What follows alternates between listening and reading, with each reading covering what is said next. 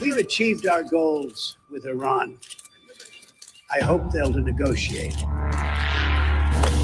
The war is finished. Since you're attacking us, can you give us a question? Since you're, no, Mr. President-elect. Go ahead. President-elect, since you are our new...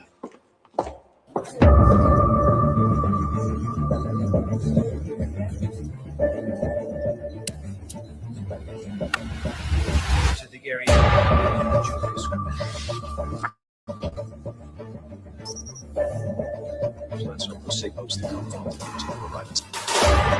We have to strike. What's your plan? Iran must be divided.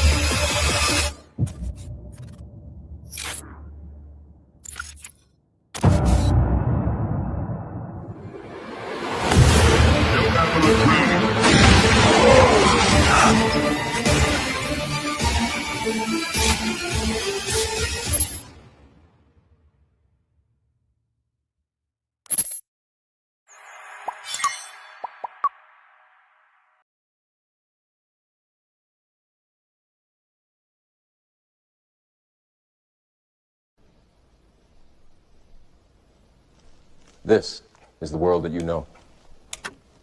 The world as it was at the end of the 20th century. It exists now only as part of a neural interactive simulation that we call the Matrix. You've been living in a dream world, Neo. This is the world.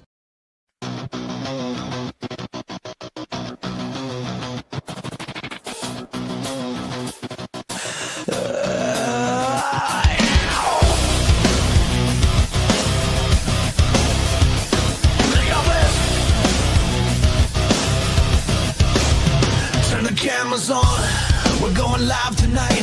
American pride and patriot fight. The white rabbit has taken flight. Knock, knock, sleepy Neo, this is for real. We're swallowing red pills left and right.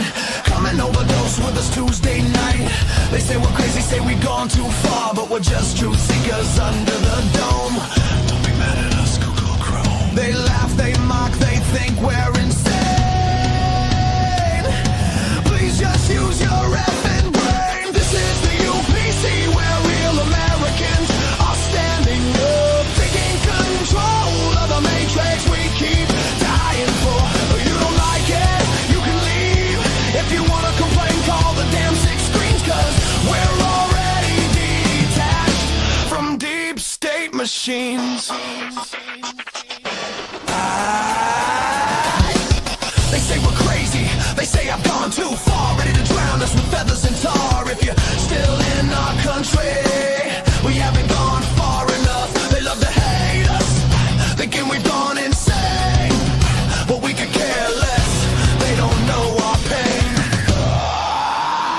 This is the UPC where real Americans are standing up, taking control of the matrix we keep dying for.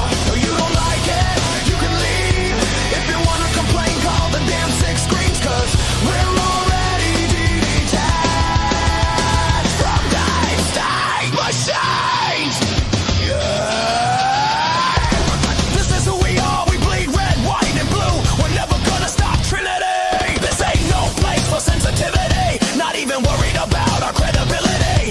When it's all in flames, don't call me to light the flare. Don't call me to light the flare, because no one is coming to save us, Jesus Christ. Don't call me to light the flare. But if I say Christ is king, oops, I'm anti-Semitic too.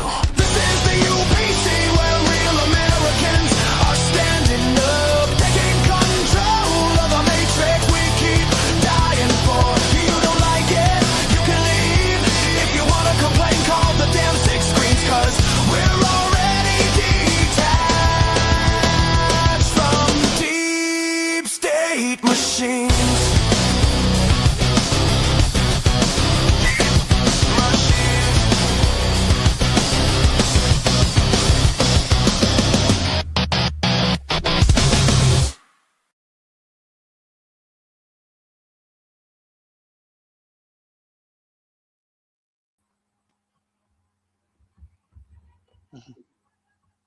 hello.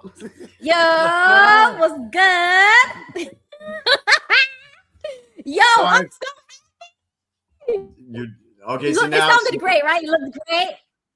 Yeah, the intro sounded great, but you were like glitching there for a second, just a second ago when you said so happy.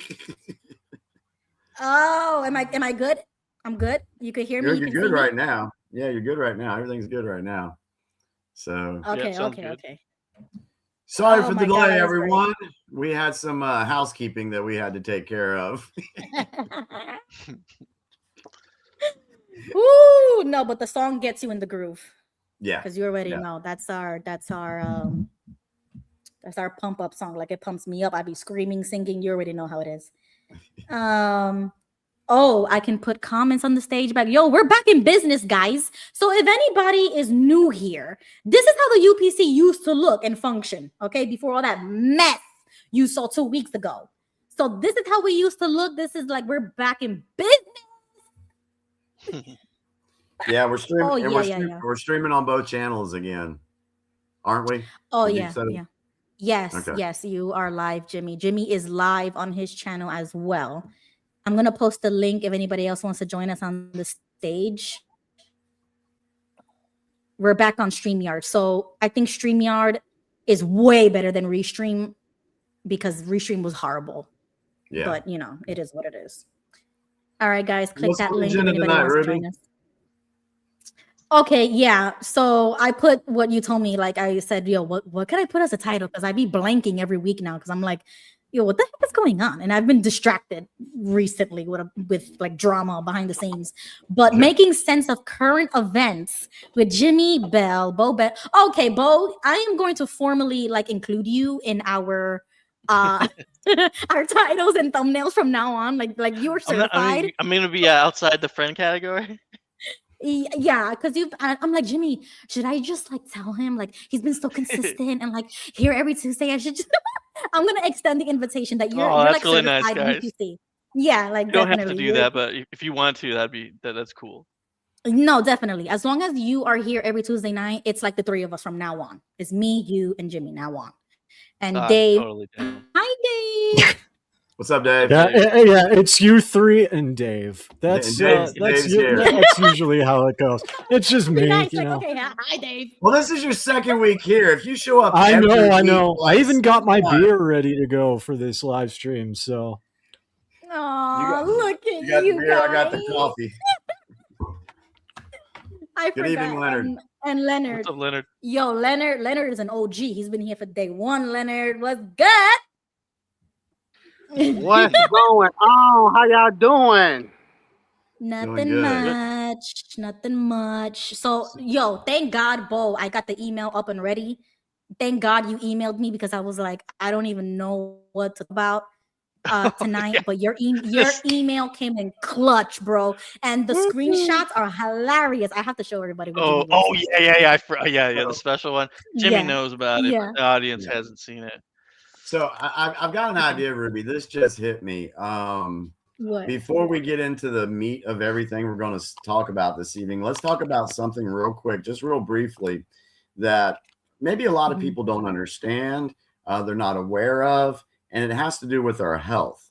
When it comes to expiration dates, I know I'm totally throwing you all a curveball here. Hold on. Yeah. I'm throwing you a curveball. But this is kind of like the Maha thing, okay?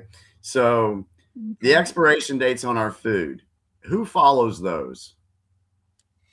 I do, but there's a reason. You should. Okay. Oh, I know what you're gonna say, so I'll keep my reason to the end because I know. Yeah, so let me share my screen and just place. This is just getting us started tonight, y'all, getting us into the swing of things before we go into the deeper stuff. So hang on a second. Let me share my screen and let me share this with you guys and get y'all's what y'all think about. Because I saw it, I was like, oh, that's interesting. I did not know that. There's an expiration date and there's a sell by date. So there's a couple of dates. And a best buy date too. Best buy date. Yeah. What it's supposed to taste like. Yeah. So let me get over into my X feed and let me just play this and this will get us started for the night. All right. So not scientists, not doctors. Not scientists, not doctors. When you find out who's really behind those numbers, everything changes. Here's something that might ruin your day. Those expiration dates on your food, they're basically made up. I'm not joking. The entire system was invented in the 1970s, and not because anyone was getting sick. Grocery stores wanted an easier way to rotate their stock. That's it. Before these little stamped numbers existed, your grandma would shake the milk carton, sniff the bread, and trust her own judgment. She was doing just fine. But then, the food industry realized something clever. Products labeled fresh sell for more money. Suddenly, everyone needed dates on everything. Here's where it gets ridiculous. There's no federal law requiring expiration dates on most foods in America. The only exception? Infant formula. That's the single product legally required to carry a date. Everything else? Completely voluntary. And it gets worse. About 20 different labeling systems exist across the country, because each state just does whatever it wants. California has different rules than Texas. New York disagrees with Florida. It's chaos dressed up as consumer protection. My favorite part? The original purpose had absolutely nothing to do with telling you when food becomes dangerous. Zero. Zip. Nada. It was inventory management for store managers, not safety guidance for families. Yet somehow, we've all been trained to treat these arbitrary numbers like sacred commandments. The milk hits its date? Straight to the trash. Yogurt says next Tuesday? Better not risk it. We've become prisoners to a system that was never designed to protect us in the first place. Makes you wonder what else we've been getting wrong, right? Well, those confusing phrases stamped alongside the dates are even more misleading. Sell by, best by, use by. They sound official and scientific, but the truth behind what each one actually means? That's where the real money-wasting confusion begins. Here's the thing most people get wrong. They see sell by and panic. They see best buy and toss everything in the trash. They see use by and act like the food will explode at midnight. But these labels mean completely different things. Sell by is literally just a note for the grocery store. It tells the teenager stocking shelves when to rotate products to the back. That's it. It has absolutely nothing to do with when you should throw food away. I learned this the hard way after tossing perfectly good yogurt for years like some kind of dairy-disposing maniac. Best Buy is about quality, not safety. It's the manufacturer saying, hey, this tastes optimal before this date. After that, still perfectly fine. Just maybe not quite as crunchy or flavorful. Your cereal from 3 months ago won't hurt you. It just might be slightly less exciting, which, let's be honest, describes most cereal anyway. Now, use by is the only one worth taking seriously. This label actually suggests a safety concern. You'll find it mostly on deli meats and unpasteurized products, things that can genuinely make you sick. But here's the wild part. Roughly 80% of Americans don't understand the difference. 80%! We're out here throwing away perfectly good food because some marketing team picked confusing words. And manufacturers? They can use whichever phrase they want. There's no standardized system. No rules requiring specific terminology. All right. I knew all that already. Yeah, that's cool. When I saw it, no, I'm just kidding. know- Jimmy, put your camera back on. Well, and I mean the thing about that is like America globally is the #1 country in food waste for this reason. If you travel to another country, especially here in Asia, there is no best buy or sell by. It's only by expiration for food safety. And like the video said, the difference is America has no federal standardized laws on food safety. We do, and they're extremely strict. So if you come here and buy something, it'll say it may have the sell by or like best buy for the reason, but it's also legally required to have expires on. Oh, and really? validate. Yes. If you do not, the government will shut down your grocery store. Oh, wow. Okay. Yeah, I just thought many countries take that seriously. Yeah, I thought that was an interesting take because there's some of that stuff in there that I didn't know. And I was like, I showed it to my wife because she's always forever. As soon as it hits the date, she throws it away. But then I'm like, it's still good. It still smells good. And it seems to be okay. So I thought it was very interesting, and maybe somebody will take something from it. So yeah, the chat pretty much like knows about this. That's awesome, guys. Like you guys are on top of it. Okay, so if you keep something past that date and it's not like going bad, if I understand correctly, it's okay to still eat, right? Is that like the main point? The stamp, the way I understand it, the one that says best by a certain date, then that food is still good. It just may not be as crunchy, like a cereal.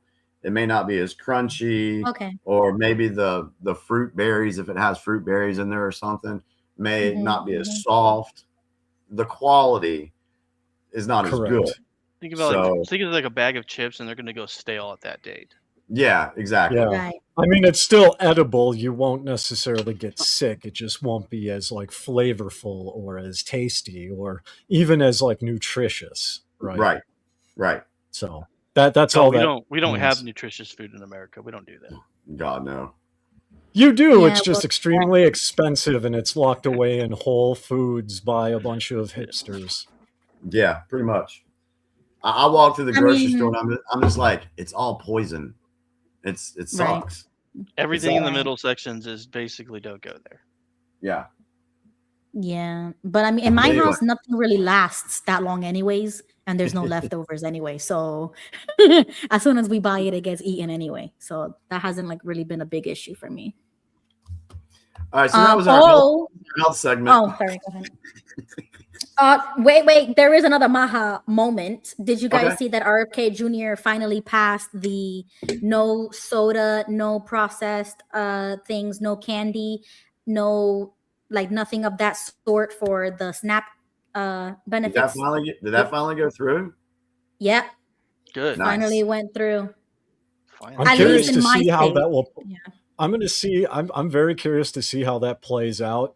Because I know, like, having been homeless in the past and like knowing a lot of people who are low income, even to this day in the US, like EBT cards, you can exchange them for cash. And even though it's illegal, literally everyone does it. Yep. So I'm generally curious to see what impact it'll have, if anything, because, you can't buy these things using the EBT card. But if you do the shenanigans and get cash, you can still get those things anyway. Oh yeah. So I'm but genuinely people are going to be less curious likely to want to use them if they're so restricted. They're less likely to want to buy them off people. Well, no, because they could be converted to cash, and they're not used for that anyway. That's not why people buy it. So usually people buy it from just my anecdotal experience. People buy it because so many stores allow it, and like even in like if you're in states like Minnesota, like non-grocery stores will accept EBT, right? Like I've heard of like some gas stations in different states accepting EBT even for gas, which I don't think is legal, but somehow it happens anyway, right? So just because it's so versatile, it's basically cash. That's why people can exchange it for cash in the first place. The best approach would be to make it so you couldn't do that in the first place by separating EBT cash benefits from the EBT card. Because if you can't treat it like cash, you can't exchange it for cash, and therefore you can't cheat the system. Didn't we talk about this like a while back when we were mentioning how some of these grocery stores, retailers were like in cahoots with the government, allowing these things to be purchased with the EBT because we knew that money was coming from the taxpayers anyway. And because they were doing that, it was also giving them an opportunity to raise prices on things because they said there was so much demand. Do y'all remember having that conversation? Yeah, that was during like the toilet paper thing, I think, when like toilet paper was really, really short. Yeah. So I'm going to say this because that actually makes sense. I don't care if you people believe this or not, but I know one person who bought a TV from Walmart using EBT card. Stop I don't it. care. What state? I don't What care if you state? believe it. Didn't they used to be able to buy Minnesota. alcohol too? Ah, there Minnesota. you go. There you go. I don't. Yep. I don't Believe think it. they were they ever really. I don't think they were able to buy alcohol. I don't know about that. I don't think so. Yeah, I But don't think. I hope not. because of like what Jimmy just mentioned, that's actually interesting because if different retailers are in cahoots with the government, especially in blue states like Minnesota, which Minnesota I grew up in, it has a ton of fraud. It would not surprise me if some of these locally owned alcohol stores, if they accept EBT, that would not surprise me. Yeah. Let's go ahead and put a disclaimer on our show. We probably really need to do this from now on, Ruby. It just hit me. Yeah. What? Everything that we say from me, Ruby, Beau, this is our opinions. We're not trying to persuade you in any way of what to believe. We are here to get you to maybe, dig a little further on some of the stuff we talk about. If we're not sure about something, we're going to say it is speculation. We're here just to have conversations. That's how we learn, is having these conversations. And we're not going to agree on it. The 5 people on this panel, we're all not going to agree with each other. And that's the way we want it to be. But if you do come on the show and you do have a disagreement, present your argument. We'll do it in a mutually respectful way. And that's how we try to operate around here. So I just wanted to mention that before we get started. Right. Thank you, Jimmy. Yeah. So next Tuesday, I'll include that in the description at the very end. I'll put a little disclaimer so we can have it just written out there. Yeah. Okay, so let me show you what Beau sent me about you, Jimmy, and I think it looks awesome. Oh Lord, okay, can you... I think I know what's coming. Oh my God! I couldn't help it. That's crazy. Yeah. Now you're gonna have all these other trolls I have going. See, we told you. We told you. Look, there he is. Yeah. But did you see, Jimmy, your profile picture on X? You want to explain that because I was messing around. Me and my granddaughter were playing on CapCut the other day. Uh-huh. We were just messing around. She's like, Papa, you don't need to be on here. This is just for teenagers. I'm like, well, I'm spending time with you. Her name, I won't say her name. And so I did a CapCut on that particular. I can't remember what the title was, but that's the picture that came up. I was like, I gotta show everybody your profile. I'm gonna put this on my profile just for the hell of it. Yeah, we have to show everybody because I saw your profile picture and I was like, "Who the hell is that?" Because I check your things often, and I'm like, "Who's that?" And then when I saw Beau's picture, I said, "Oh hell no! What are these people doing?" So I have to show everybody. You never know what I'm going to post when it's 11, 12 o'clock at night after I've, relaxed, so to speak. You never know. You're always changing up your stuff. But look at that, guys. Look at you. The suit. It's just a sport coat, man. Oh, wow. Dude, that's a fancy Jimmy. Ooh. Dude, this is like Jimmy. Jimmy. Who's that? After hours. That's business, Jimmy. Yeah, I mean that's what I look like. That's what I look like during the day when I'm working. I mean, honestly, yeah. I don't have the shirt thing unbuttoned that far down, but I got a watch that looks like that. Business, Jimmy. Oh my word. For real. So I just had to get that in there because I was like, I have to confront Jimmy. This is too much. Oh my word. Now I lost my thought. Beau, do you want to? Yes. Thank you. Beau, do you want to introduce us to a topic here, and then I'll pull it up for you? What you said you've been waiting all week. So where do you want to go get first? your guys' opinions about all the stuff that I was sending. Okay. Which one you want to do first? Whatever one you want to show, I'll talk about it. And then All you guys, right. So let's see here. Number 1, you wrote no kings finance China. What does that yeah. mean? So the Chinese government, there's a couple billionaires that are financing the No Kings rally. So the bald guy that it was in the A image, bald guy. Let yeah, me pull it up. Okay. Okay, this is the guy. yeah. So that douchebag right there, at the bottom Mhm. right, he's a Mhm. billionaire, and he went to China, and he's living in China, and there's actually supposedly arrest warrants for him if he comes into the U.S. But what you're seeing, you Mhm. see all that crap and all that stuff. That's the No Kings protest. They just throw their garbage everywhere and left it there. Mhm. And we're finding out that the No King protesters, most of them are being paid to do this and are actors. Yeah. Yeah, we discussed that before. So Yeah. we know full well about that. We brought a whole spreadsheet and everything. So if anybody remembers that episode, I don't remember which episode it was, but I do remember discussing that they were getting paid. Yeah, but the only reason I bring up, I mean, everybody knows that. It's just that guy, and then also George Soros was the second billionaire that they said Mhm. was being investigated for all this stuff. Yep. So if the theory about it being China is not a theory, it never was, but now it's actually being openly discussed. And my understanding is it's being actually investigated by Kash Patel. Yeah, and there's another. Uh-huh. He's not Chinese though. He's not Chinese, is he? No, he's not. Because No, he's He's a- an American citizen living in China. Yeah. Oh, yeah. He's escaped the U.S. when they started investigating him, and he went to China. Now, here's the thing. Yeah, that makes sense.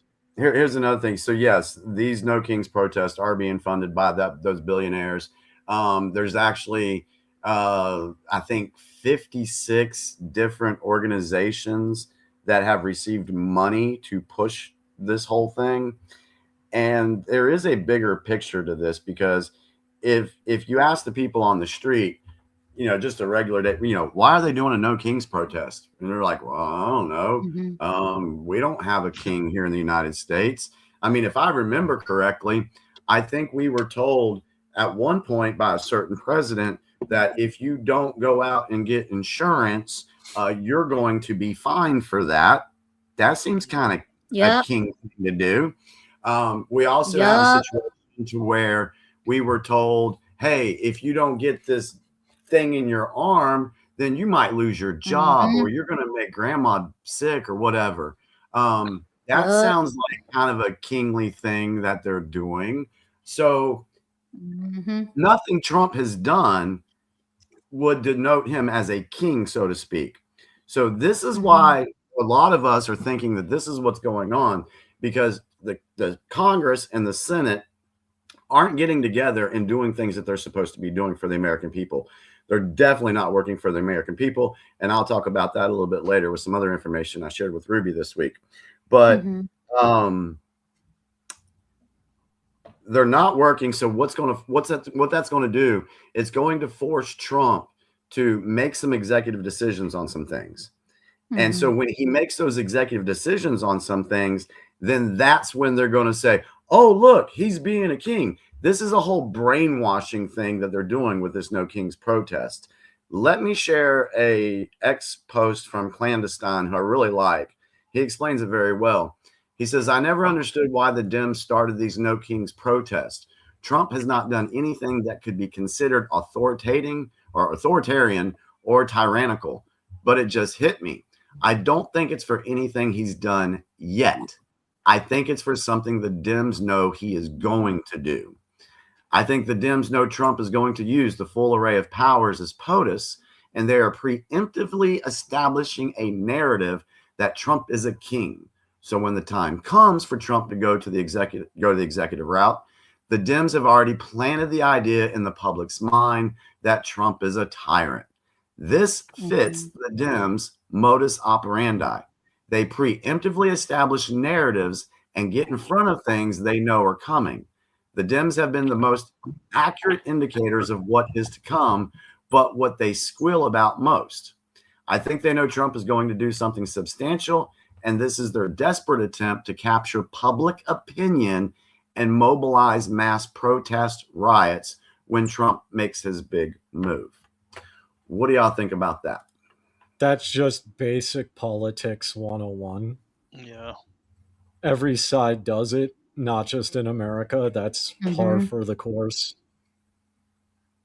Mm-hmm. Agreed. I think when the Jay, arrests come is when they're going to go do ahead, that. Beau. When they start arresting Democrats, like politicians, for all the pedo stuff. Because my opinion is once we get done with the Iran thing, that's going to go to Cuba. Once it goes to Cuba, then it's going to come to the cartels in Mexico. And then that's going to cut off all the funding that the Dems have with all their deep state money and child trafficking money. And then after that, then they're going to go after the Democrats, which will be seriously weakened and don't have the money and connections anymore. And then when that happens, that's when they're going to be pulling this. Oh, he's a tyrant. He's a king. He's just arresting people that are against him. These are fake charges. Don't believe it. And this is the narrative preparing for that. My opinion. My only, I mean, I could see that. My only question is, what about Europe? What about the EU? Because trafficking is huge in Europe. I mean, Amsterdam, Denmark, Finland, Norway, Switzerland, the World Bank, where all the cartel money ends up anyway. Like, I'm curious Yeah, but what your it's not in our perspective is. hemisphere, though. And our system was, which Jimmy has talked about this. We have a policy where we're supposed to protect our hemisphere. We actually have a law in place, Mm-hmm. and that law doesn't okay. extend to the Europeans. Gotcha. Okay. But I actually think, okay, now this will be my conspiratorial take on this, okay, for the viewers. I believe that it's a worldwide operation going on, and that there's several different countries involved in this worldwide operation. One is to remove and expose the human trafficking throughout the world. And I do believe that Europe is on that list of one of the areas to be exposed as well. I think they are rescuing kids that have been trafficked in Europe. Matter of fact, we know for a fact that Putin went in to Ukraine, and one of the things that he found and secured was these places where they were doing child trafficking, and they rescued children there. I will find information on that if I have to, but I know it's out there. So I think on a bigger scale, that is being addressed. It just hasn't gone public yet, in my opinion. Mm-hmm. Do you remember when Tim Tebow gave a presentation or something? He was speaking somewhere. I totally forgot, but they brought up a whole chart and the map was red, and he was the one talking about saving kids in that way. Dang it, I totally forgot. Well, Gail is here. Maybe Gail. Hi, Gail. Do you know what I'm talking about? Do you remember that? No, I'm sorry. I was trying to get on it. No, what did you say? What did you say? That recently Tim Tebow. I hope I'm pronouncing that correctly. Yeah. I got the clip right here. Okay, thank God. Okay, so he shows a map. He shows Congress a map with 338,000 unique US IP addresses sharing CSA material. And he spoke about this. So I just want to share it. Give me 1 second.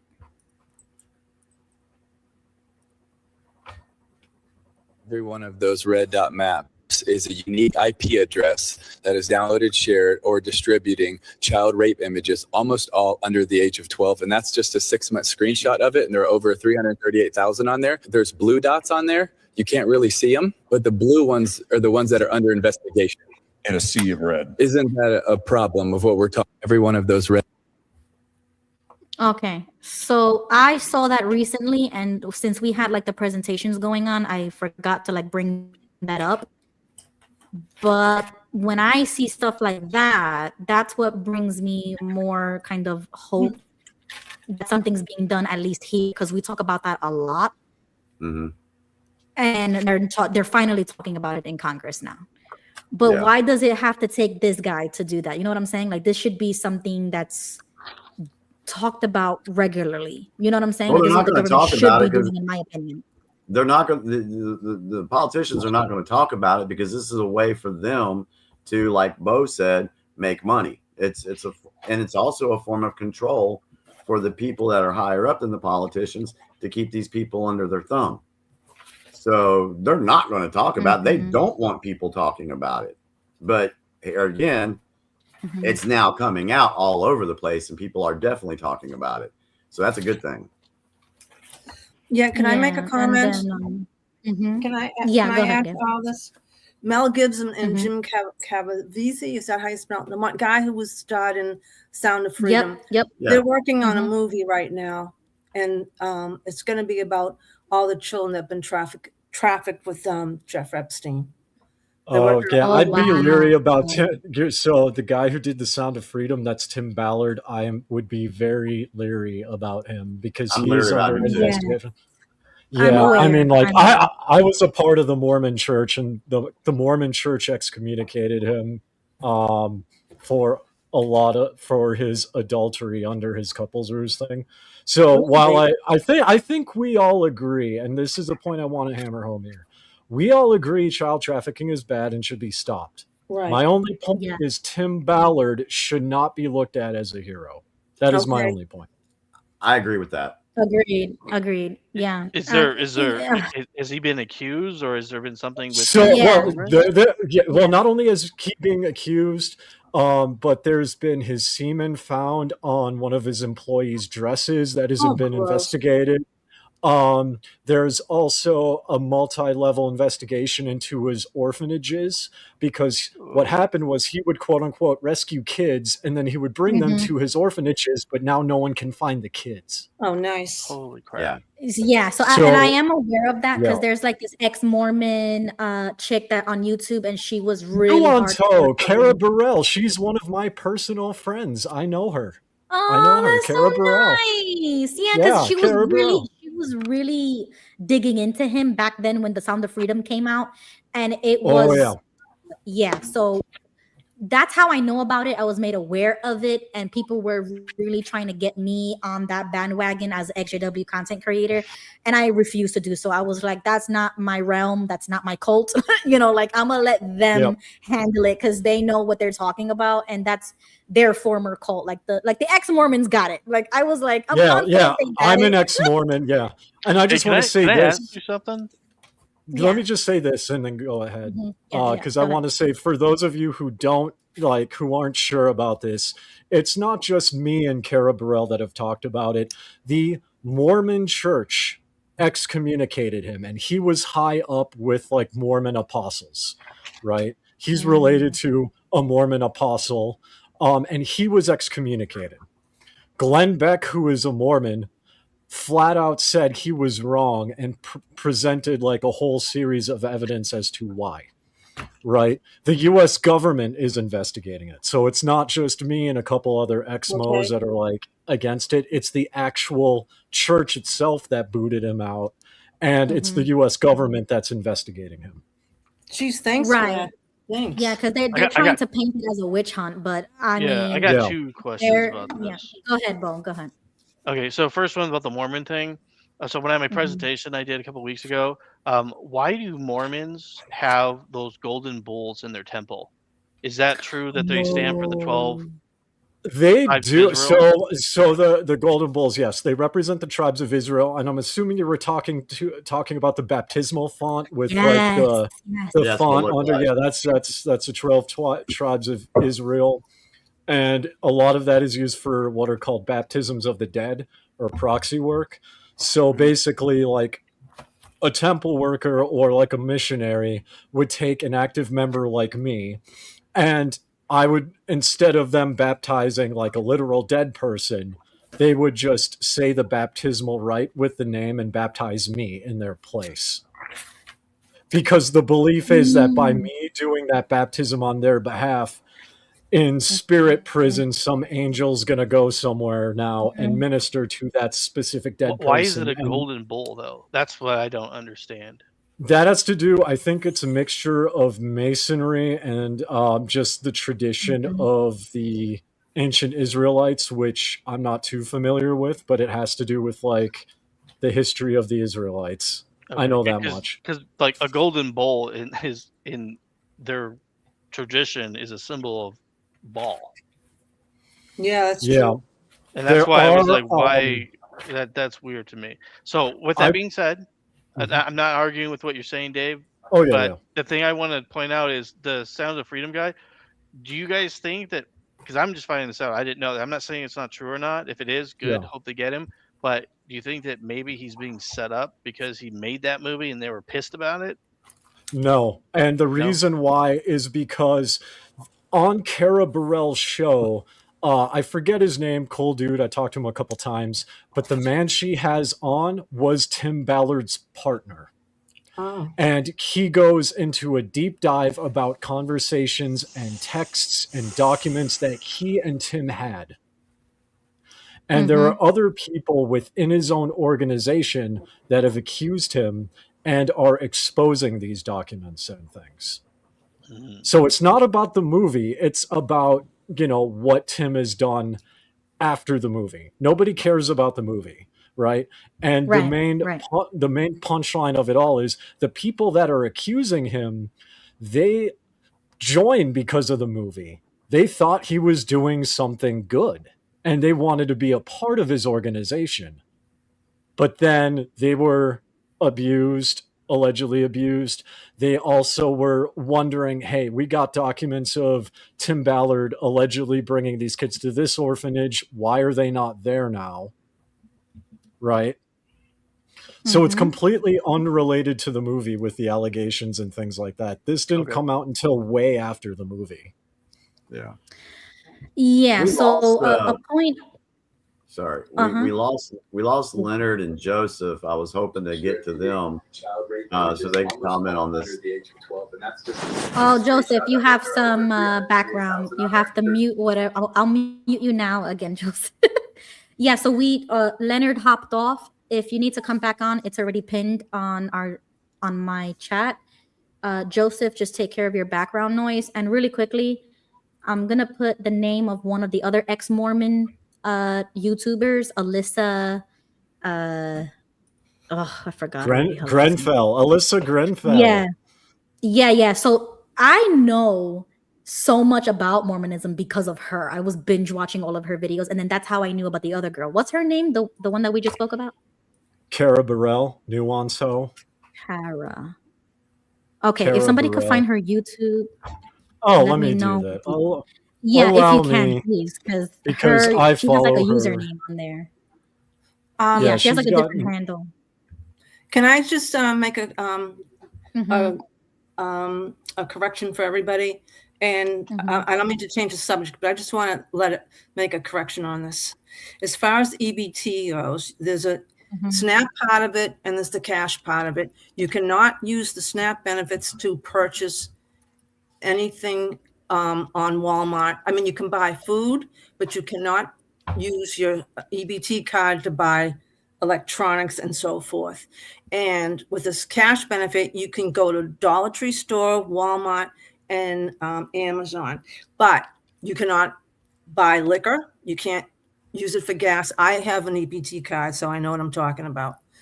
And you cannot buy any sweets. I picked up donuts and the EBT would not pay for the donuts. So there's certain things today because of all the fraud and the misuse and abuse of the cards, but there's certain things you cannot purchase with the SNAP benefits and the cash benefits. Wanted to clarify. Keep in mind, I did specify this was in Minnesota, which if you guys do a deep dive in Minnesota, it is full of fraud. We talked about Yeah, we did. We did talk about that already. Did you see We're what not talking about Minnesota? Minnesota. We're talking about across the country in general. There's a lot of fraud. That's supposed to be the rule. But we're it's supposed to be the rule. Minnesota's not following that. Yeah, Minnesota's definitely not following it. They follow it to a T in my state. Yeah. Good. Thank you. Okay, so really quickly, I'm just gonna show the page. I found it, Dave. Thank you. So I this already is got the it. ex-Mormon. Okay, good. Put it in the chat because I also put it in the chat. If anybody's interested in the Tim Ballard deep dive, she dedicated her videos recently about him. So if you're interested in doing a deep dive, go to her channel, watch her videos, subscribe to her. That's her field of expertise. Okay, guys? Okay. Because I know there was a lot of people really pressuring me to do it. And I was like, hey, guys, I totally understand where you're coming from. I agree with what she's doing, but that I'm XJW. That's not my realm. I'm not going to start, I just can't. Sorry.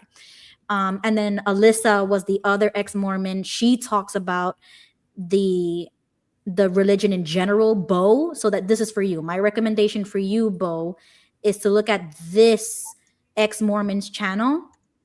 And I also put her thing in the chat as well. She dives deep into the religious stuff and explains what things are. And she probably discussed that. I'm not sure because I don't follow her anymore.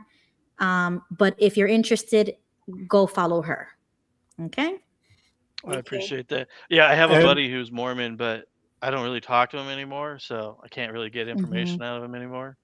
And I will say, Beau, if you want to actually, because like I'm in the Exmo podcast scene a little bit, so like big names like John DeLynn, or like Radio Free Mormon and Bill Reel, both of them used to be Mormon, and one of them got excommunicated. I can actually put you in touch with them, and you can ask them these questions. Yeah. And they, that's awesome. Bill Reel used to be a part of FAIR. And what FAIR is like an apologetics group for the church. And he ended up losing his faith while doing it. So he used to be a Mormon apologist. And I can put you in touch with him. Wow. That's really That cool. is awesome. Cool. Okay, so Dave, go to the private chat and share with me your email, and then I'll connect. Okay.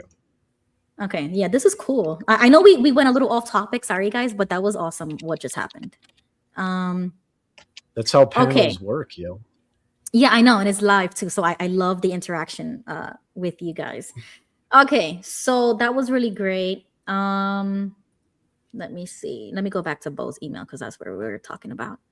Okay, Beau, so back to your thing. Oh, the No Kings. Oh, yeah, sorry. I'm back on track. So JG said, I don't believe that the protesters are paid actors. This is an American freedom of speech, freedom of assembly, etc. Sounds like a right-wing dig against liberals. Who wants to attack this first? Because I'll attack it. I'll attack it because I'm going to be completely honest with you. I know people who protested for both reasons, and this is a problem because I know people in Minnesota who have been paid to do this.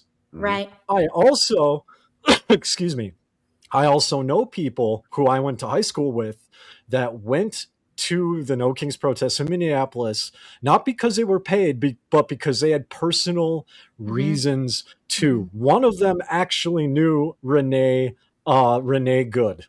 No. Okay, one of them was like her personal friend, right? And so this is the problem, and this is why the media spins it this way on both sides, is because both things are true, but people can still argue about it because you are right. You are right that it is an American freedom, and you are absolutely right that not all of the protesters are being paid, and you can find many hundreds of thousands of people who are not being paid. But on the opposite side, you can find people who are being paid. And you can also find people who will openly admit that they're being paid. And you can go on websites to where you will see, hey, we need paid protesters here for the No Kings protest. There's evidence on both sides. That's why it's spun that way to intentionally divide you, because you know you are right and you are factually right. Both sides. Exactly. Thank you so much, Dave. I'm so glad you're here, man, because I was about to rip it to shreds just like that. And they call me rude and stuff, but Dave did it. Dave said it. But see, here's the thing. I'm not ripping it to shreds because JG is 100% correct. So JG's not wrong. The other people aren't wrong. The problem is you're arguing the same coin from the opposite side. Yeah. Right. And what we try to do at the UPC is for you to see the other side without judgment or bias or anything. That's what we try to do here, because I see things from those lenses, from both sides.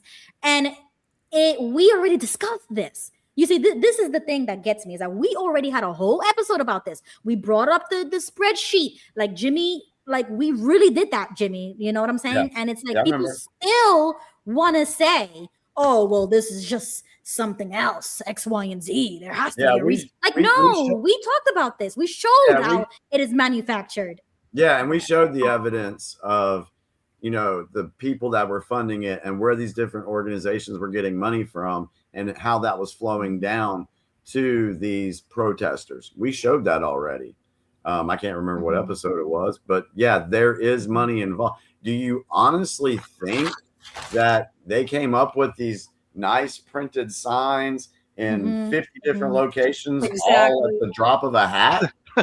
Well, and the key thing about that too, because I was in Minneapolis during the time of exactly. The key difference is the George Floyd riots, because I was living in Minneapolis during this time.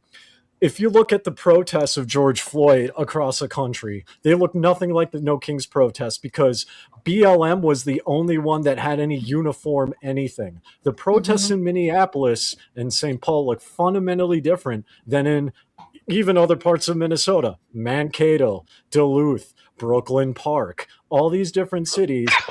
BLM signs were the same, but you also had people who literally just wrote a bunch of shit in like crayon or permanent marker and just showed up. Could I ask a question about this though? One thing that I did notice, though, you said they're not uniform. I did see, and I saw it here because they were down the street from my house. People wearing these costumes of like unicorns and shit. Okay, and they were everywhere, every single state that was doing this, and I saw them all, and I'm like, I don't know what that has to do with No Kings. So I was actually on a podcast called Just the Guys, and we talked about it, and one of the guys that was on there said that it's a vibe, right? And I agree with him, right? Because it's like, he said it like, and I'm going to paraphrase it, but he said it's the band that plays before the other bands for the rest of the concert, right?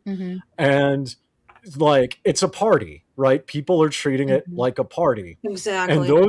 And that is one piece of evidence that is not that those specific people who are partying and getting high and like doing all these new age weird dancing, those specific people are not being paid because they're just there to show up and have fun. They're not even there to protest. They're just there because other people are there. Another point that I was going to bring out about these protests, and Fighter of Truth touched on what I was getting ready to say. Where's the diversity in these crowds? Because all I'm seeing are old white people. They're all middle-aged old white people. I can answer that. I can answer that because like that's true for most of the countries with some exceptions. But the reason why you're seeing that, and this is what Jimmy was talking about earlier, like what the Dems do. I've been seeing on Facebook from like my American friends, this is a white person protest because if black people protest, then they would be abused by the system. So we go in there. How convenient. How convenient to say that. Oh boy. Hey, I'm just saying what I've seen on Facebook. I don't know if it's true across the board, but at least from those people making those posts, that's their mentality. All right, so that's their explanation. Repeat that again, Dave. What are they saying? They're saying, I can't find it because it's buried, but they're basically saying that, we march in the name of black people because A, either black people have done enough with the civil rights protests, or B, their lives would be in danger. Right. So it's basically hinting at like this white privilege. Like we protest because we have this white during privilege. BLM riots, when they were burning houses down and killing kids, they didn't have a problem then. Right, so I have a hard time with that one. Okay, so this guy in the chat, I don't know how to pronounce this, Ravok. I had heard what he said though. Okay, he says, to be honest, that's perfectly fine. I'm glad to see whites out there. I'm a black male. That's funny. I'm sorry. That's funny. I mean, I could do a No Kings protest here in Mongolia, but I'd be the only one doing it, and most of the people would just be very confused. So, and you know what's funny? They actually held a No Kings protest in London where they have a fucking king. Mm-hmm. That's just Well, I can explain. Well, so here's the interesting thing about that. So in London, so my father's from That's England. true. Now the thing about this is in England, especially with like the pedo CSA stuff, people are not happy with Prince Andrew and how just the royal Right. court handled it oh in no, yeah, general. they're not. How do And people view the royals like in these other countries? Do they hate them like we do? Generally speaking, it depends. Generally speaking, the view is going down over the course of time. The best case scenario is because, like, it's 2026. Why do we need a fucking king? We have a parliament. What does the king actually do? Right? Right. Why is this person taking so many tax dollars of like protection? And he has bodyguards from the SAS, the Selective Air Service, MI6, MI5, right?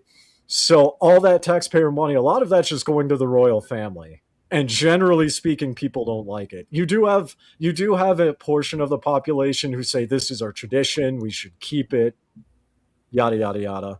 But it's so really no longer quick, as entrenched. all right, sorry, I didn't mean to interrupt you, Dave, but Graham is up on the stage, aka Revoke in the chat. So would you like to add anything? Go right ahead. Yeah, how are you guys tonight? So yeah, I was at the last No Kings protest, and yeah, there were a lot of primarily Caucasian people out there, but I don't think I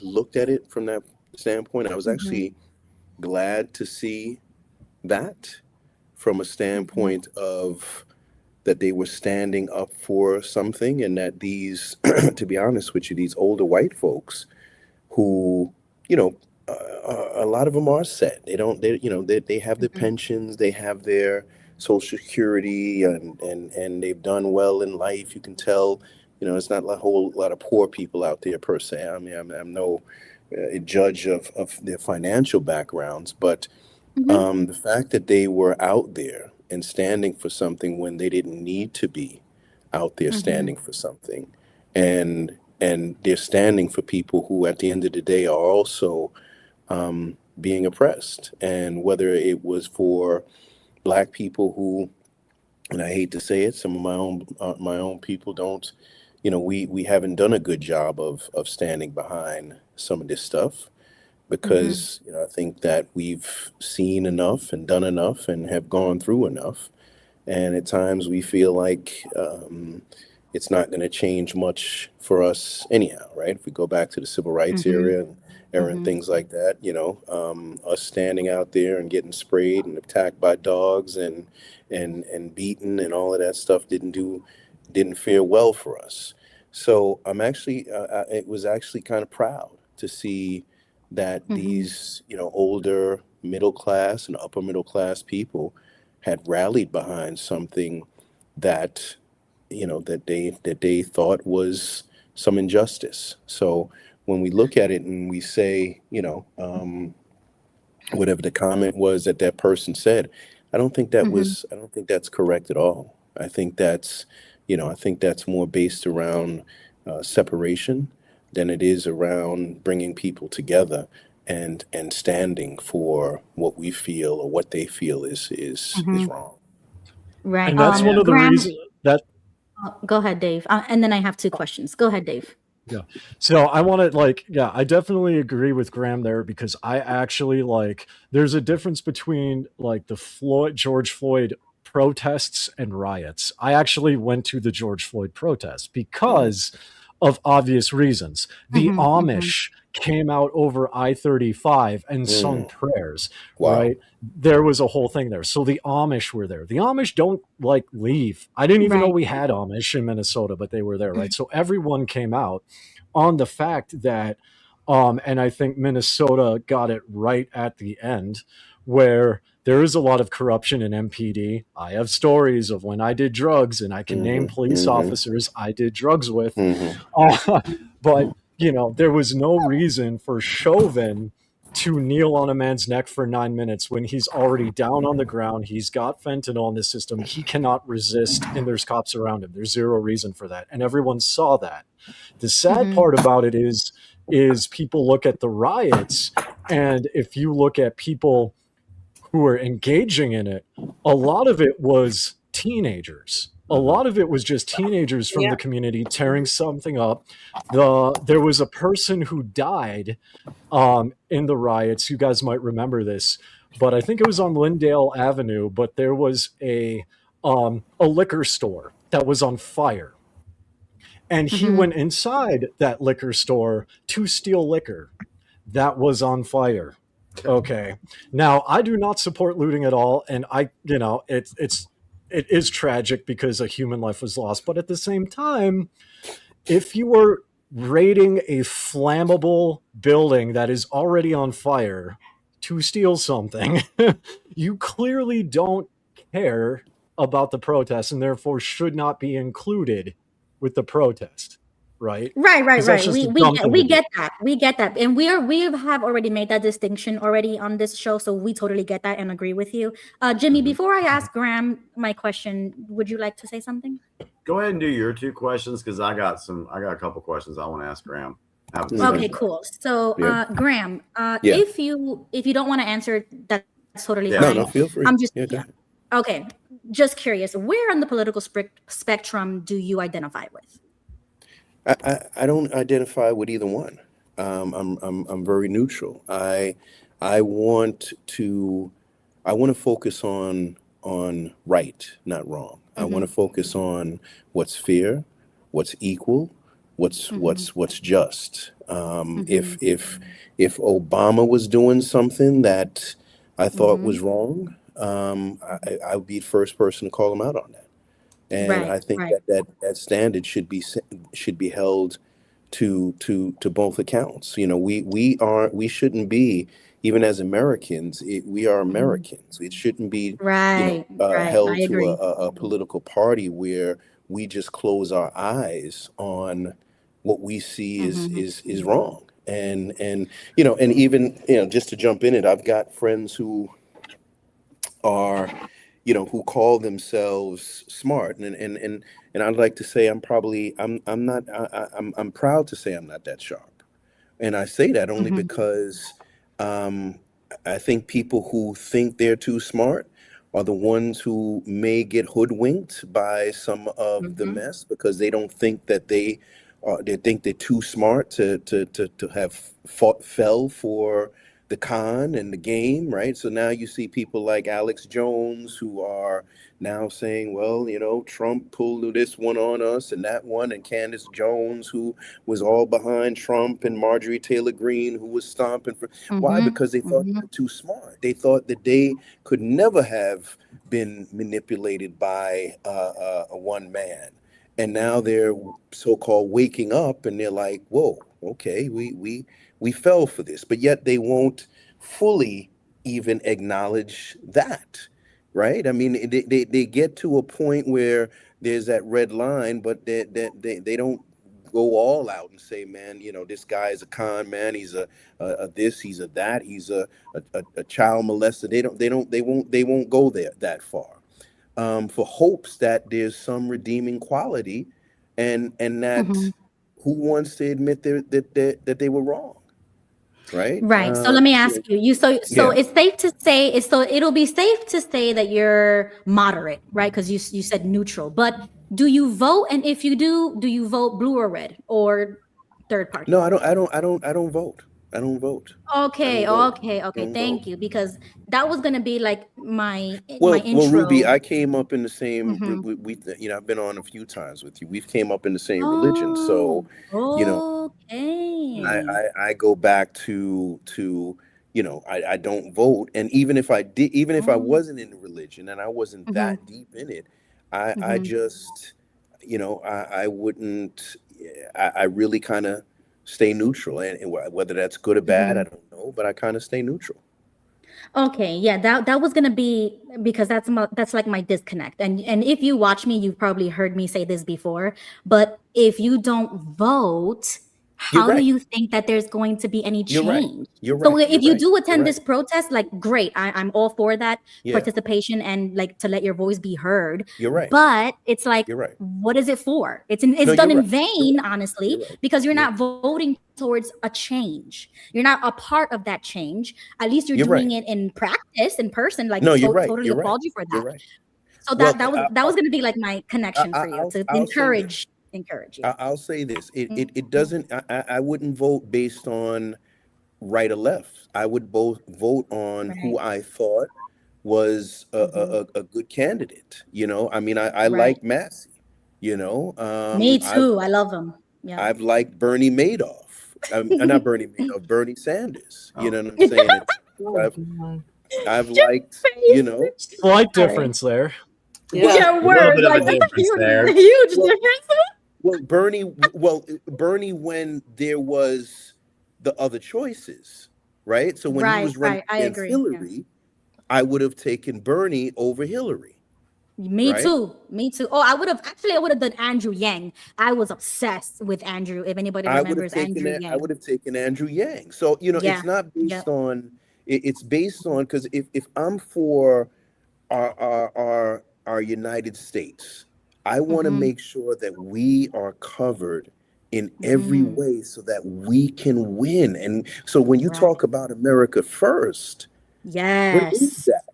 America first should be for everyone. It shouldn't be for the privileged. It shouldn't be for, you know, the white or the black. It should be for all of us. So if I want to find a candidate who says, you know what, no, I want to see us prospering right now. And to be fair, I do honestly believe that America First is for America, and it doesn't have to do with race or political party. Yeah, I honestly do believe that it is America First policies to put our country ahead of anybody else and Americans rather than immigrants or etc. But I digress because I want to let Ruby, Jimmy. I think that has been all smoke and mirrors. It sounded great.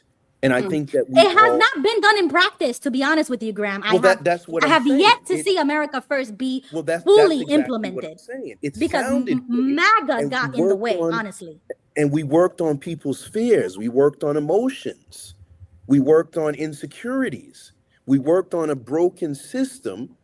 And that person sold us this. And to be honest with you, you know, even today, and I'm just talking out loud, I really believe that because when you see them ingratiating themselves and their families giving their sons billion-dollar defense contracts, you have to really wonder, was this all a payback?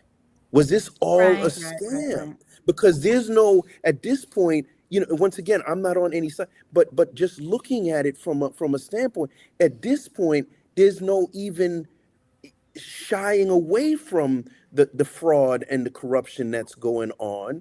And it's almost like you can't do anything to me anyhow. I'm going to make you pay for the lawsuits. I'm going to make you pay for what you did to my family. Because you even see the kids right now, they're not even tweeting and being as vocal as they used to be. Why? Because they're too busy making billions of dollars. Okay, well, I'm gonna leave it there because I could go all night about this. But last point I'm gonna make to you, honest. Graham, I don't know where America stands. I agree 1,000% with you. But we're losing right now. And I agree. We're not winning in any way. And we're ripping each other apart. We're ripping other countries apart. We've set a stage where countries don't respect us, and they're walking away from us. And we're bombing children for no reason, getting ready to send troops in who literally these kids ain't ready to go out there and mess around on them grounds with these Iranians, man. They're not. Right. I agree with you. I'm anti-war. If you've watched my show, you kind of already know how I feel about that. I agree with you. But there is one point that I have to reiterate. America First policies have not been implemented at all. What Trump is doing and what Trump has done is MAGA.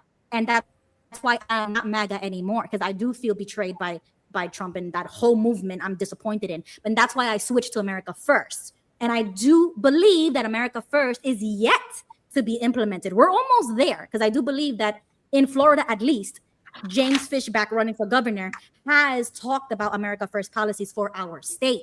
So I just want to like put that out there. If you want to do your research, by all means, at your free time, look him up. He's great. But I'm going to digress for now because I want to let Jimmy have his moment with you. Go ahead, Jimmy. Yeah, because I want to bring out something else here in a little bit. I want to find it real quick. I'm going to make sure I have it on my screen ready to go. And thanks for having me, guys. Yeah, I mean, and you know, like I said, we like to have good conversations and be respectful to one another. We definitely want to do that. I do agree that, you know, we need to come together as Americans, Graham. I really believe that. One, I'll disagree with one point that you said about you think that America is losing. I disagree with that. I think we're on a better path than what we were before. And I have something that I'll share with you here in a second that will show you why I feel that way. And then we can respond to that as a panel. We can talk about that. But one of the things that you mentioned was, you know, it was nice to see these older white folks out there, middle-aged, you know, or upper age, whatever, standing for something that they believe in. What is it? Can someone help me? What exactly do they believe in? Because if you look at the interviews that some people have been doing with these protesters, they can't say why they're protesting. And when confronted with a question like, can you cite for me as an example that Trump has done to be considered a king? They can't answer it. Can you elaborate on that?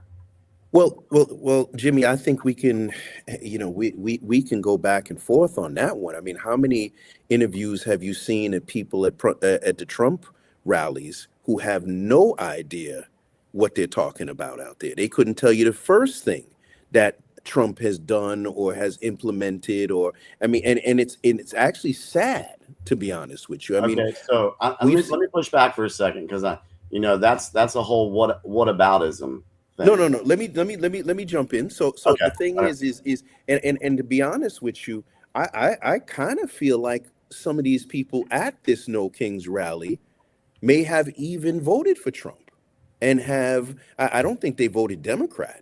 I believe that they have seen some things that made them say this is not right, and I think we've all seen these signs, whether we want to admit them or not.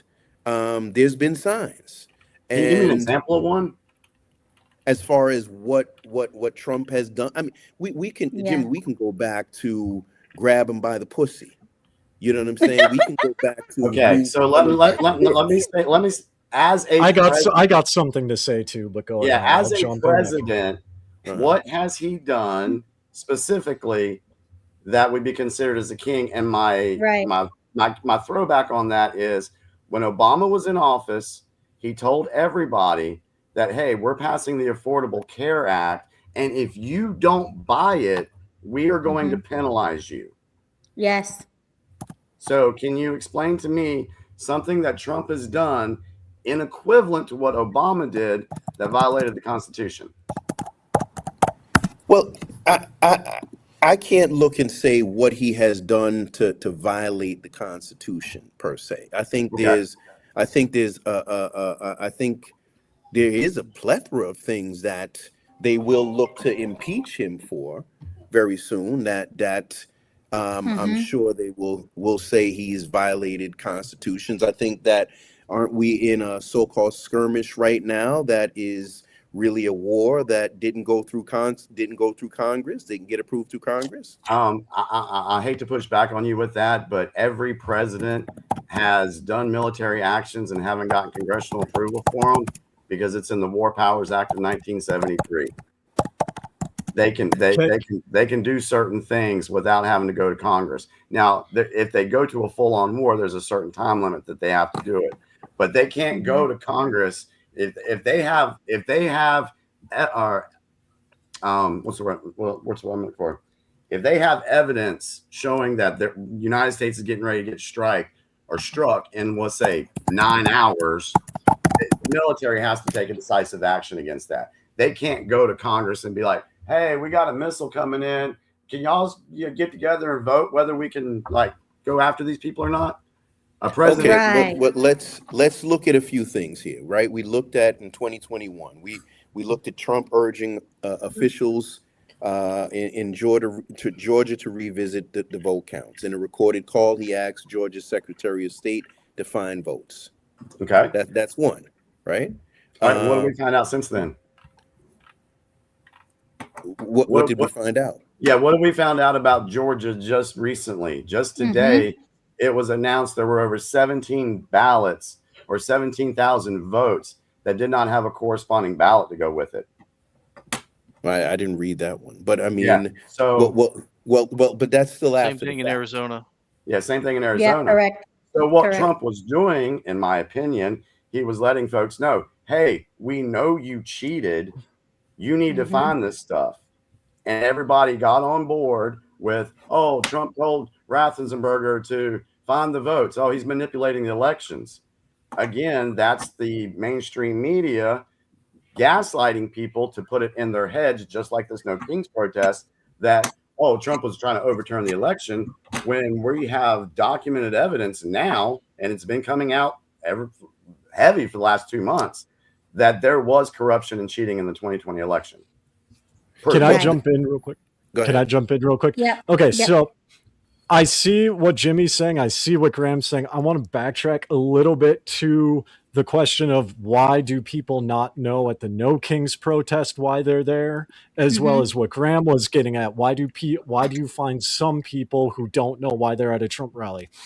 The reality is, Jimmy hit it on the head already. The mainstream media. You can interview thousands of people who know why they're there and can give you rational, informed explanations. But is that going to help the Democrats? No, you're going to find the country bumpkin who's like, hey, I'm just here because my friends are here. And then they're going to paint it as all Trump members are like this. Yep. Well, that's the same thing on the other side is like, you see clips and sound bites of like 2 or 3 people being interviewed on a 10-second TikTok and nobody knows why they're there. I guarantee you that person who's doing the interview did not stay there for 10 seconds to interview 3 people and bailed. I guarantee you they were there looking for people that could help get them clicks because the mainstream media wants money. Fox News will do it. CNN will do it. It happens on both sides. Exactly the point. It happens on both sides. Well, that's why I'm happy that Graham joined us and actually revealed that he did attend and he is in support. So I would like to give him the opportunity as someone who is a real supporter. Please explain to us, Graham, what do you think that this of the No Kings? Is it fair to say that you support that you attended that protest and you support it? Can you tell us why? So tell us. So give us an example of why did you attend the No Kings protest? Like, what does it mean for you? If you could put it in a nutshell. I don't care for Trump. I don't care for Trump. I think he's a horrible human being at the end of the day. And I don't care what you think that he might have done or kind of did. You know, we start off, I like honorable people. I like people who stand for something, or at least try to stand for something. Nobody's perfect. Right. But once again, we go back to grab him by the pussy. We go back to move on him like a bitch. We go back to making fun of the little paralyzed man. We go back to having these. I mean, if you look at the cast of characters that Trump has pulled out of the air that surround him, whether they're pastors, preachers, rabbis, or whatever it might be, he has far from picked any of the best people, as he said. The man is everything that we should never want to be about. I mean, when he talks about how smart he is in school, he was the best in this, he was the best. Yeah, he in brags. that. He brags a lot. But is there any other reason other than your dislike for him as a person? Is there any other reason that you can think of? Right. So I'm trying to dig for something here. That says a lot right there. Because if this is the man who is leading, right, and is our leader, who should be something that when we had presidents in the past, where we looked at them and said, you know what, man, that's a stand-up guy. You know, he stands for something for us as Americans. He But just because they exemplifies present themselves as a really good person, that doesn't mean that they are. So I'm trying to dig further deeper. Aside from them as people that they present themselves to be, because that could all be fake, a facade. What is it about Trump, other than personal reasons, in your opinion, that makes him not a good president? Well, I mean, we go back to all of that, which has really stoked the racial flames. I mean, there hasn't been a calm day with this man ever since he's taken control. Every day is some sort of drama, some sort of issue, some sort of world disaster that's going on. And I gotta go ahead. Yeah. Go ahead. Okay. Yeah. Yep, So go ahead. I supported your last statement. I got to push back against this here. I got to push back against this here because that alone, like drama, does not make him a king, right? And I could say this Well, as I'm being not a talking about kings. I'm not supporting the king. I just don't like him. Period. But I think. Well, I mean, I'm going to be honest. What has he done for us, even as a nation, right now, that we could be proud of? I can answer that. I want to kind of jump in there's a here lot. on just the No Kings protest, just kind of in general, right? Because I'm on your side in that I'm not a fan of Trump, but I am gonna push back on the argument of just the No Kings protest in general on the same basis of what I said on the other political podcast, and that is Americans don't know what a king or a dictatorship is. I'm There's sorry, a lot hold of on. typing going on. Graham, are you typing? Because we could hear it like super Oh, loud. I'm sorry. Oh yeah. So Okay, I'm at sorry. the office, and I'm still at the office, right? Go ahead. Oh, it's all good. Okay. So Just wanna let you know, like mute yourself if you're not talking. Okay, go ahead, Dave. so back to my point is I disagree with the concept of no kings, and I have a theory about this. Because Americans don't know what a king or a dictator is. I say this as a dual citizen of England. I say this having been raised in India, and I say that now living in Mongolia. If any American thinks Trump is a dictator, come here to Mongolia, litter in front of a policeman, and you will end up in a gulag. We still have those here. The prisons have not been updated since 1970s, and you're not guaranteed a lawyer. You're not guaranteed human rights here. Right. So this isn't against you, Graham. This is more just against the No Kings protest in general, where Americans don't know what a true dictatorship is. I live next door to China. Okay. Exactly. Thank you. Here's what I think the No Kings protest is. And this is my honest opinion as a.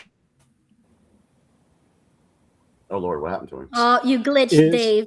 If you can still hear us. Am I here? Am I Okay, here? you're here. You're back. here now. Go ahead. Oh no. Dave, are you still here? He might come back in a second. Yeah. Dang, and he was cooking real good. He was cooking it up, man. Right, Dave, you're back. Dave, you're back. Am I back? Okay. I don't know what's going on. It could be I'm running a VPN. I might have to bounce. Bro, you we'll cooking. see. That's what it is. The agents don't like it. You already know. Well, no, it's probably my VPN. But so here's what's going on. As a Hindu person, I think the No Kings protest is less a protest against Trump and more against the Judeo-Christian values of America, because Trump does not claim to be king. Right. People who are MAGA don't claim Trump is king. They claim Jesus is king. Right. And if you look at what the Democrats and the liberals are against, they're against the laws and morals and values that they perceive to be of Judeo-Christian origin, like gay marriage, as an instance. I can't say for sure. It's really odd to me that they would say no kings as opposed to. I froze up again. Ah, man. Sorry, Dave. If you could hear us, you're glitched. Sorry, man.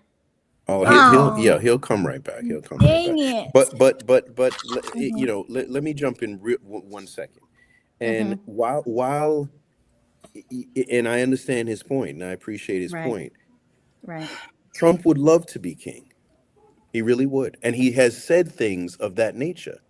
When you could say, I can shoot somebody in the middle of Fifth Avenue and, you know, nothing would happen. and his people would Yeah. still support him. He looks at other leaders, whether it's Kim Jong-un, whether it's people in China, whether it's even Vladimir Putin. He's looked at these people with admiration and has stated he would love to have that type of power. He's created his own ICE, in a sense, even though it did exist, which now he is wheeling that around. And it's obvious that's what he's doing, right? So he can then take advantage of having them at polling places and things like that. It's all a part of a much bigger plan. You know, So all I- these arguments, Graham, like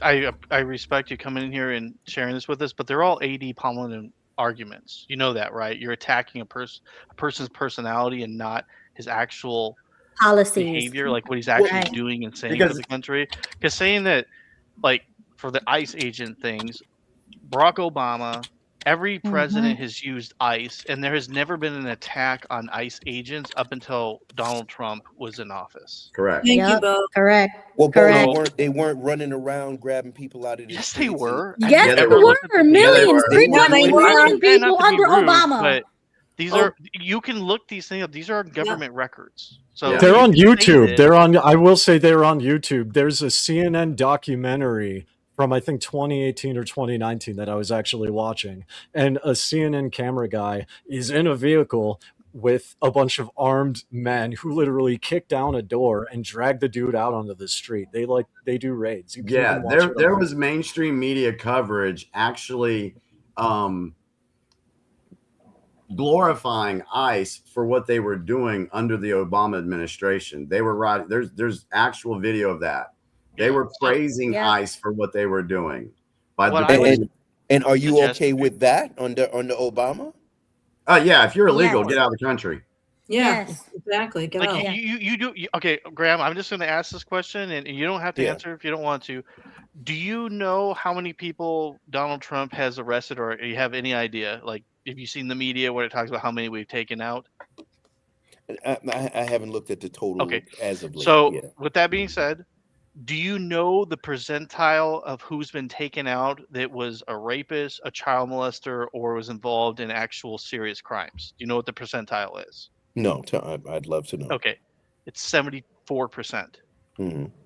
So that means the millions that have been taken out, 74% of them are child rapists, child murderers, or actual gang members, criminals. They're not just these happy-go-lucky family members.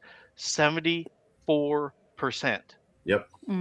Do you think that that's a coincidence that 74% of criminals entered the country just happened to go under No. one administration? And if like Jimmy said, if you're illegal, you shouldn't be here. Okay. Right. I think maybe what we're seeing is that, there are some that have gotten caught up, whether they're in the process. I got a good buddy right now. He's a white gentleman who's married a girl from Africa. They're going through the legal process, but poor girl's scared to death coming outside the house. And so But I look. why would she be scared if she's legal? And No. then there's Well, she's problem? going through the process, and if you notice and see how when they do pull people over, the first thing they ask you, are you a citizen? And if you say no, then they have the right to literally take you wherever you need to go. So even in the process, people are terrified. Now, I was going to say, I think I will say this. Let me say this real quick. There's been a few American citizens that, yes, have got caught up in some of these raids.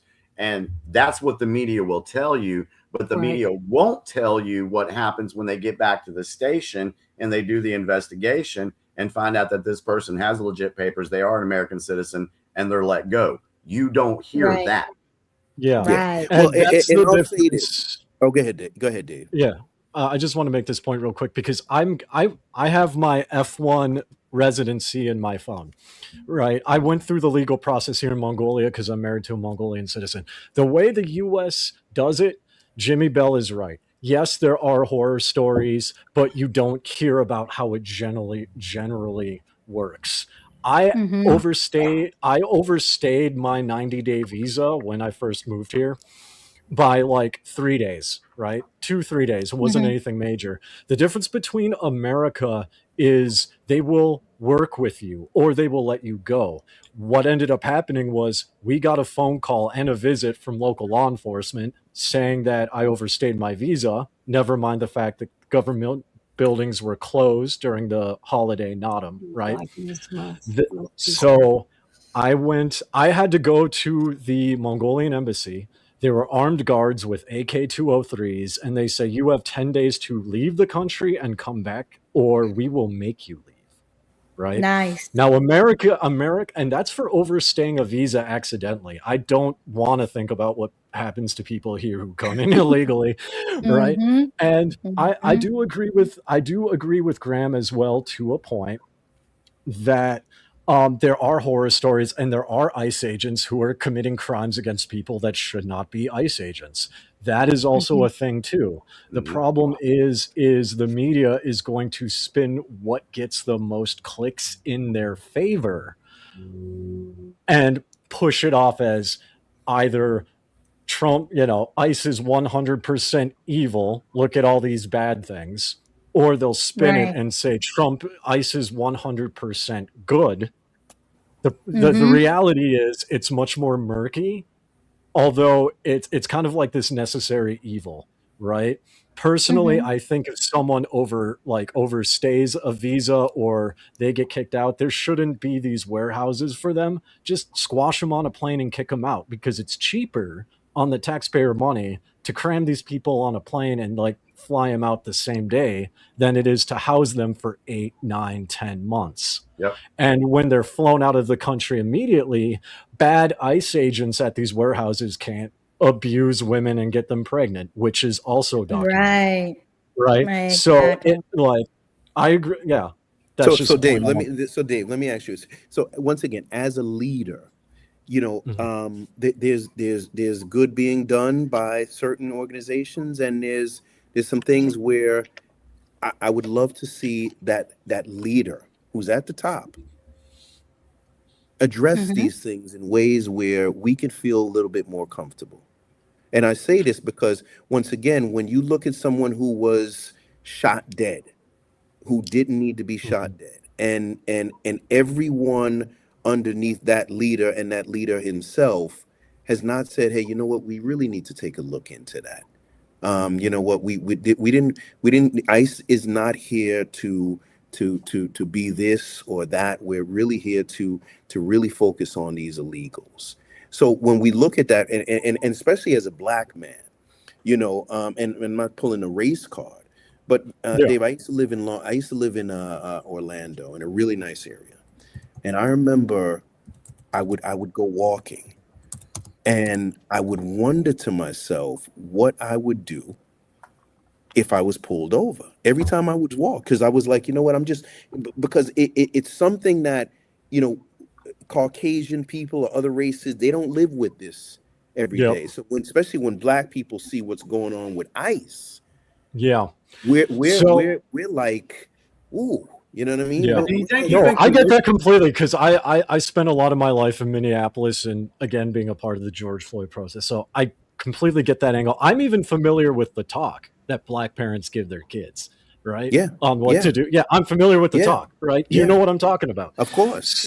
Exactly. So this is part of why I don't like Trump. And to me, and this is just my opinion, it looks like incompetence, because on the one hand, a leader should get things done. But on the other hand, it's the people, ultimately the buck stops with him when it comes to ICE, because he he puts people in charge of ICE who are supposed to manage it. It's federal. So, it's federal. It's federal. Exactly. And so ICE is operating in a different way from what I'm seeing than it has in other centuries, other eras, other presidencies. I agree. Right? I mean, other centuries. And that's concerning to me. And I'm bringing up this side of the coin too, because even though it's not as bad as other countries, I have, I don't know, there's this feeling that I have that it could go really south really quickly. Right. Because ICE does have a use. ICE has a function, Right. and I don't think we should get rid of that function. The Right. problem is who is in charge of that function and who takes responsibility for that person in charge, right? So I definitely think ICE But does need hold to be on, over. because sorry to interrupt you, Dave. Hold on, because Graham just said that he wasn't going to pull out the race card, but he did make a racial comment that white people don't have the same type of fear. And Jimmy was going to make a comment about that. Jimmy, do you want to make a comment before I do?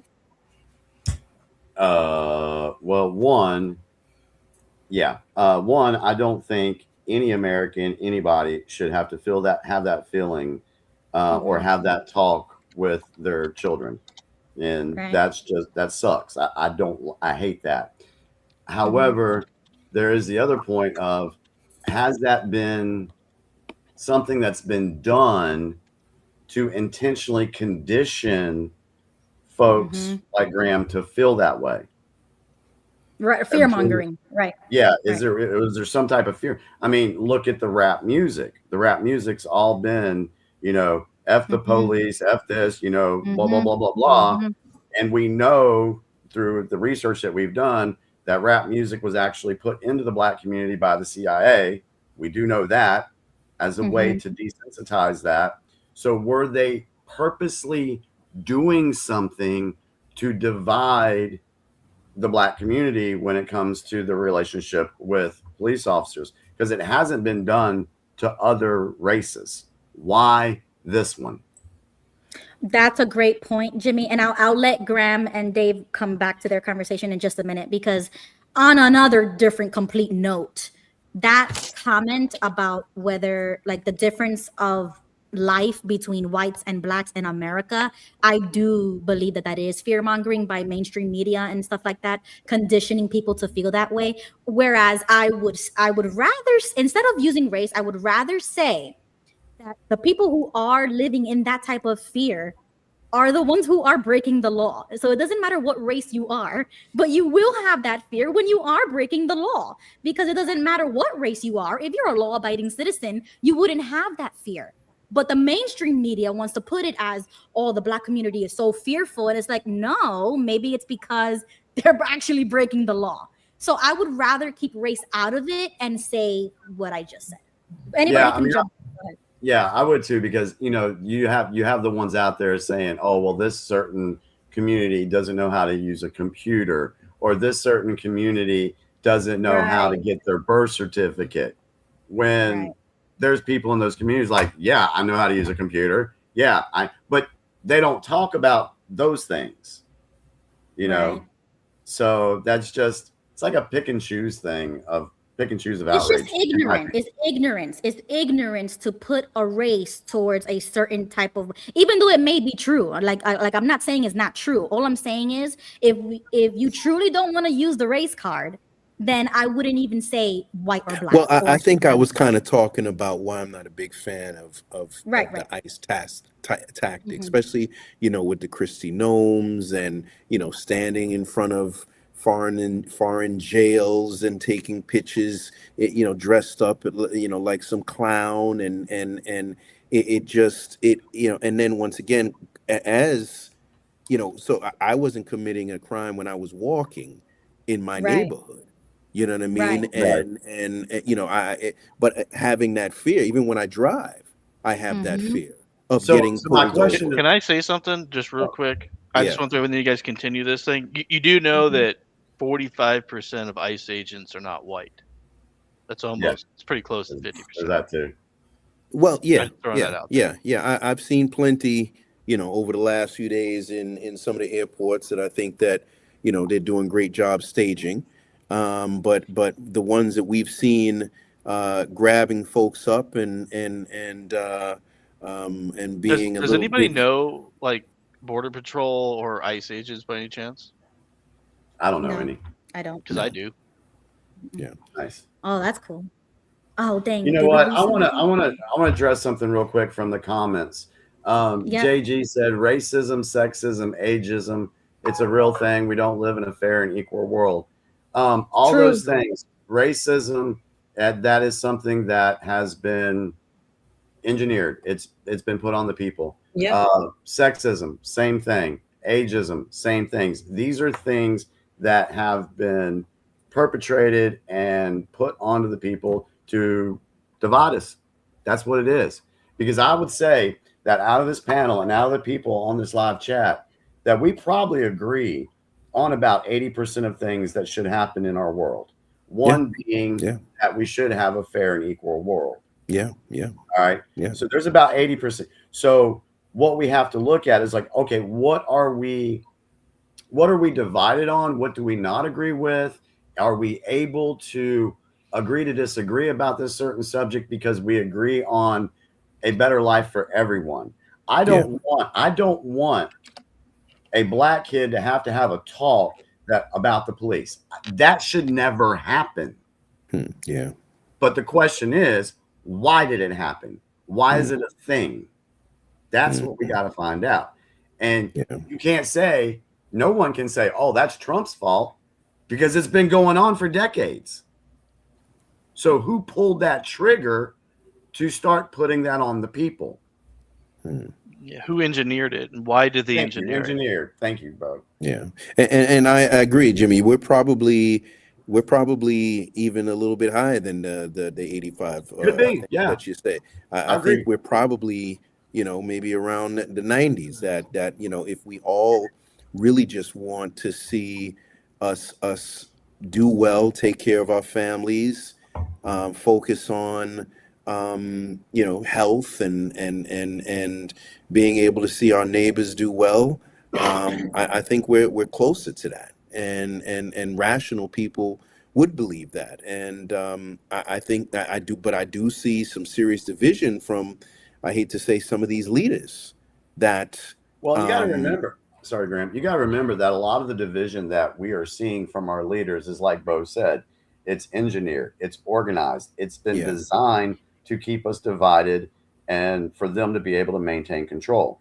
Because again, we have that old saying, divided we all, what is it?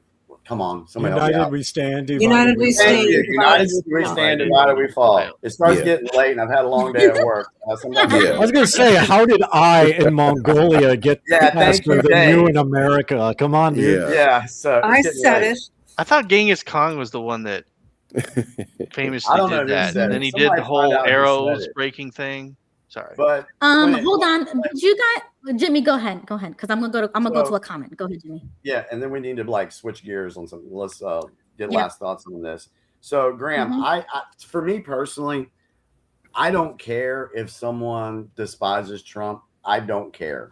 It does not bother me. It doesn't offend me, because that is a personal opinion that someone has. But what I will do is I will push back on things that the mainstream media has led people to believe something that was legit that it wasn't real. It was fake, phony, and false. For example, the impeachment, the Russian collusion thing. Oh, they were on that stuff for years, but come to find out, Trump had nothing to do with it. And that's been, it was really a hoax. It was a hoax. So when we look at who the biggest culprit of creating division in our society is, it is the mainstream media, the propaganda machines that are all over the internet. That's the main problem we have. It's not Trump. It's not ICE. It's these people wanting to divide us. Because if we want to look back, I've got some stuff here. It's going to take me like a minute to go through, if that's okay, Ruby. If that's okay. But, can I go ahead? Yeah, go ahead. Okay. So, a lot of people say, oh, well, Trump hasn't done this, or he's betrayed me, or whatever. Well, let's look at a few things. Some people are mad about the gas prices and the cost of living and saying Trump sold them out. I get it. Everything still feels expensive. But you need to understand how an economy actually works. This isn't a light switch. It's a cargo ship. It takes time to turn. What Trump inherited in 2025, he did not inherit cheap prices. He inherited high prices locked into the system from 2021 to 2024 inflation. When Biden took office, inflation was at 1.2%. Gas was at $2.39. Prices are overall much lower. When Trump took office, mind you, this is in 4 years, prices already 20% higher than 2021. Gas had hit $5 during Biden's years. Food up 20 to 25%. Real wages had fallen. Saving rates dropped. This is important to know. Even when inflation drops, prices don't go back down. They just stop rising as fast. So in the Biden years from 2021 to 2025, what actually caused the pain people feel now? Massive government spending, supply chain crisis, energy restrictions, Russian-Ukraine war, inflation peaked at 9.1%, prices rose 20% overall, gas hit $5, groceries up 25%, real wages went backwards. That's where the cost of living pain came from. Trump's first 14 months in office. Now look at the direction since he came back. Since the mainstream media won't report this, we will. Inflation down 2.4%. Gas around $3 mid-range, well below the $5 peak. Unemployment is at 4.4%, still very low. GDP growth strong in 2025. Wages rising faster than inflation again. Manufacturing and energy investment rising. Stock market hitting highs. Domestic oil production rising again. Macro economy is improving first. Local prices come later. Why don't you feel it yet? This is the part people don't understand. Stores are locked into supply contracts. Rent adjusts slowly. Wages adjust slowly. State taxes and regulations affect local prices. Global events affect oil prices. Food prices lag inflation by 12 to 24 months. Inflation goes down first, then wages rise. Then prices stabilize. Then people feel relief. So we're currently in stage 1 and 2, not stage 4. Bottom line, Trump didn't betray anyone. He inherited high gas prices, global instability, inflation damage already done. And what's he done so far? Brought inflation way down, increased energy production, kept unemployment low, growing the economy, and real wages are rising again. Economies take years to fix, not months. But the direction right now is very clearly up, not down. Facts over feelings. May I make a comment to add to your lovely comments? Yes, and then I'm gonna I'll be quick. I'll be quick. It's just a commentary. This is from me. I'm 75. Okay. I've seen a lot in my lifetime. I'm a Vietnam generation, and I saw all that horrific stuff going on when I was a kid. Americans are fickle people, and I'll give you an analogy. Sports. When your favorite team, home team's doing great, oh, we love you. But when they're screwing up and they're not winning, they hate you. Yep. Now the price. I agree. Oh, we hate this guy. It's his fault. It's his fault that the food's up. No, because people are fickle and we don't have patience and just wait. Just wait. Like Jimmy said it perfectly. Wait. Because this is how we roll as humans. We're very fickle and we get mad. I don't like the fact that the gas is high and the food prices are sky high and clothing's high. But I'm going to wait and be patient because I'm putting my faith and trust in Trump. But I also want to add one more thing. And this is how I feel as a Christian. This is a week for me to reflect on why Jesus sacrificed his life for man. And there's a lot of hate in this country. I wasn't brought up hating anybody. And there is a lot of hate and division in this country. And a house divided, like Jimmy said, cannot stand. And that's what this is all about. They want to conquer and divide all of us. But do you know what really is going on in this country that people aren't noticing? Do you know what's going on in Nebraska with the raging fires? Does anybody know about that? I don't know. I heard about it. I've seen it on Facebook. Most of their states almost burnt. And guess where most of our cattle come from? Nebraska. No. And the cows can't take the smell of smoke. So it's killing a lot of cattle. And they also just burnt a lot of chicken coops in Missouri. They don't tell you about that. And RFKJ has just sued the FDA because of the lying about the cell phone towers. He won the lawsuit, but they refused to comply to RFK Jr. So what does that tell you about the What are you government? talking about? This? Can you give a little bit about the cell phone thing? I don't know what you're talking about. It's electric magnetic fields that bounces off all the towers that are around us. Oh, and they're going to keep building more, by the way. And they affect your brain. So don't put your phone, do not charge your phone in your bedroom, because that's like a microwave. It's electric magnets coming out of that, and it affects you. It affects your health. So RFK Jr. just sued the FDA because they were lying about the cell towers. And he won, but they refused to comply. So what does that tell you?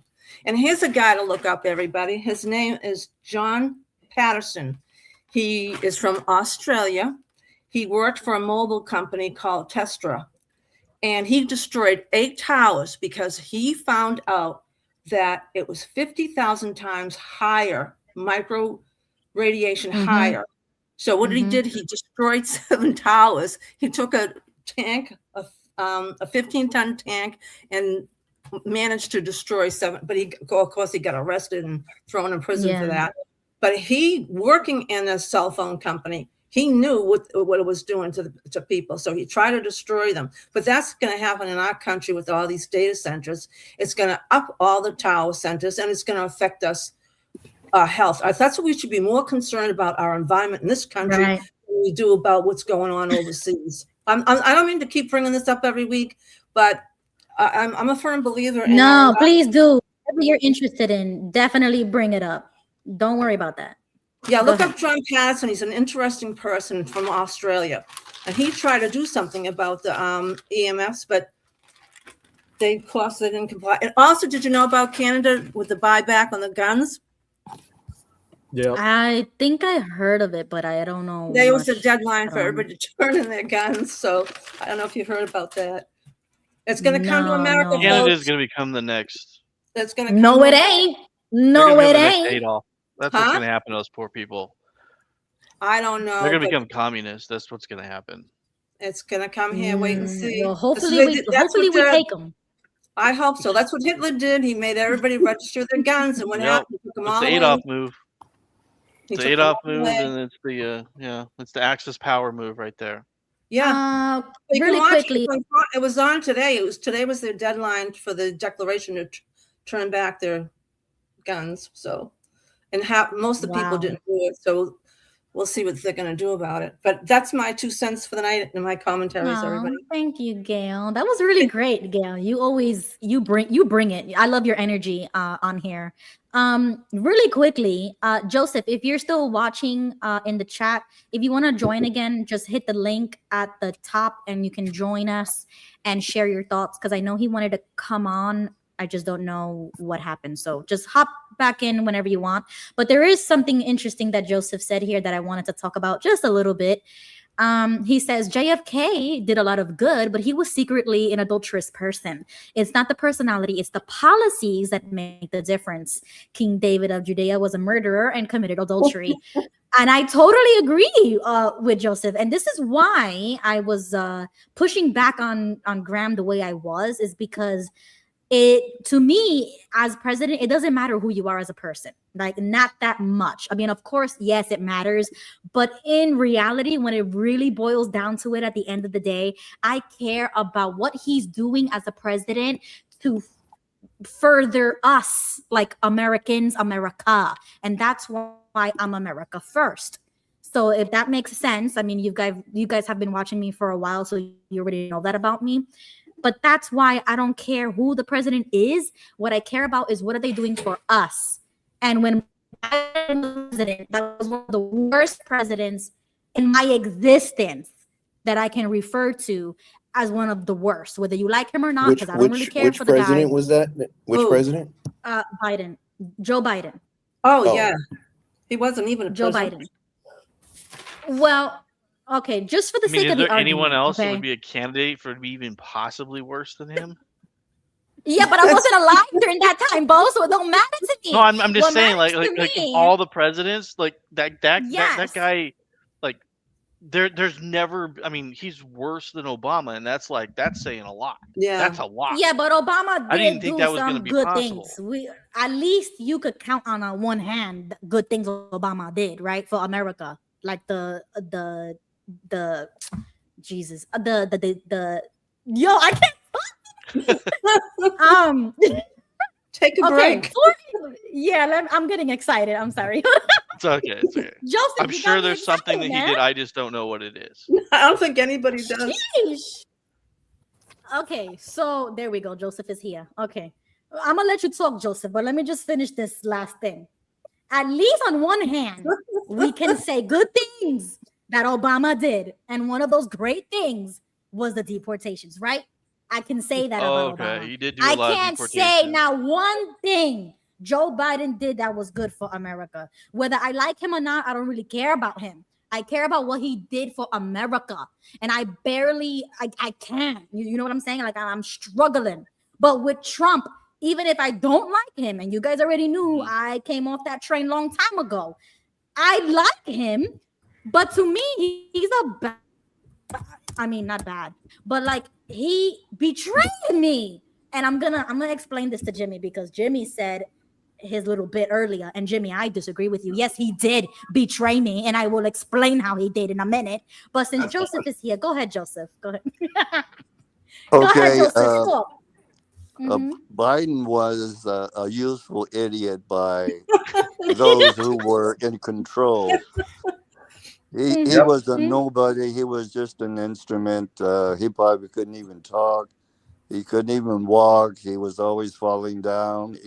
He couldn't even read what he was supposed to say. So he was just a useful boob and an idiot.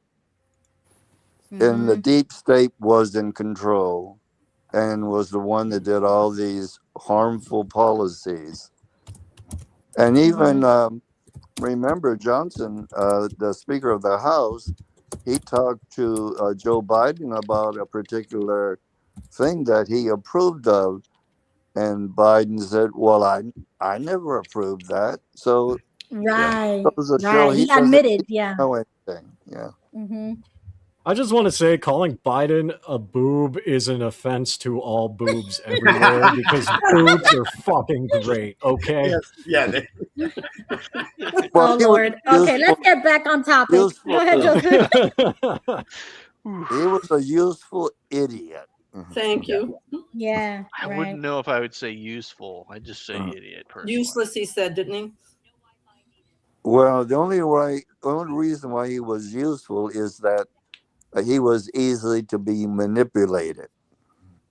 Right. And he served a purpose, obviously.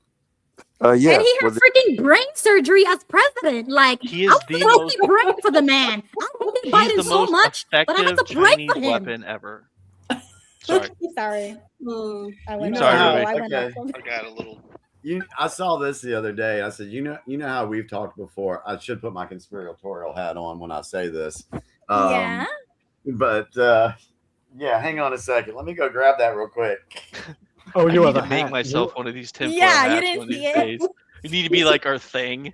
So there you go. I have to get one now. Jimmy's one up, man. let Go me ahead, Jimmy. put this on. So I seen something the other day that I thought that was very interesting, and I was like, oh my God, what if that was actually real? Okay.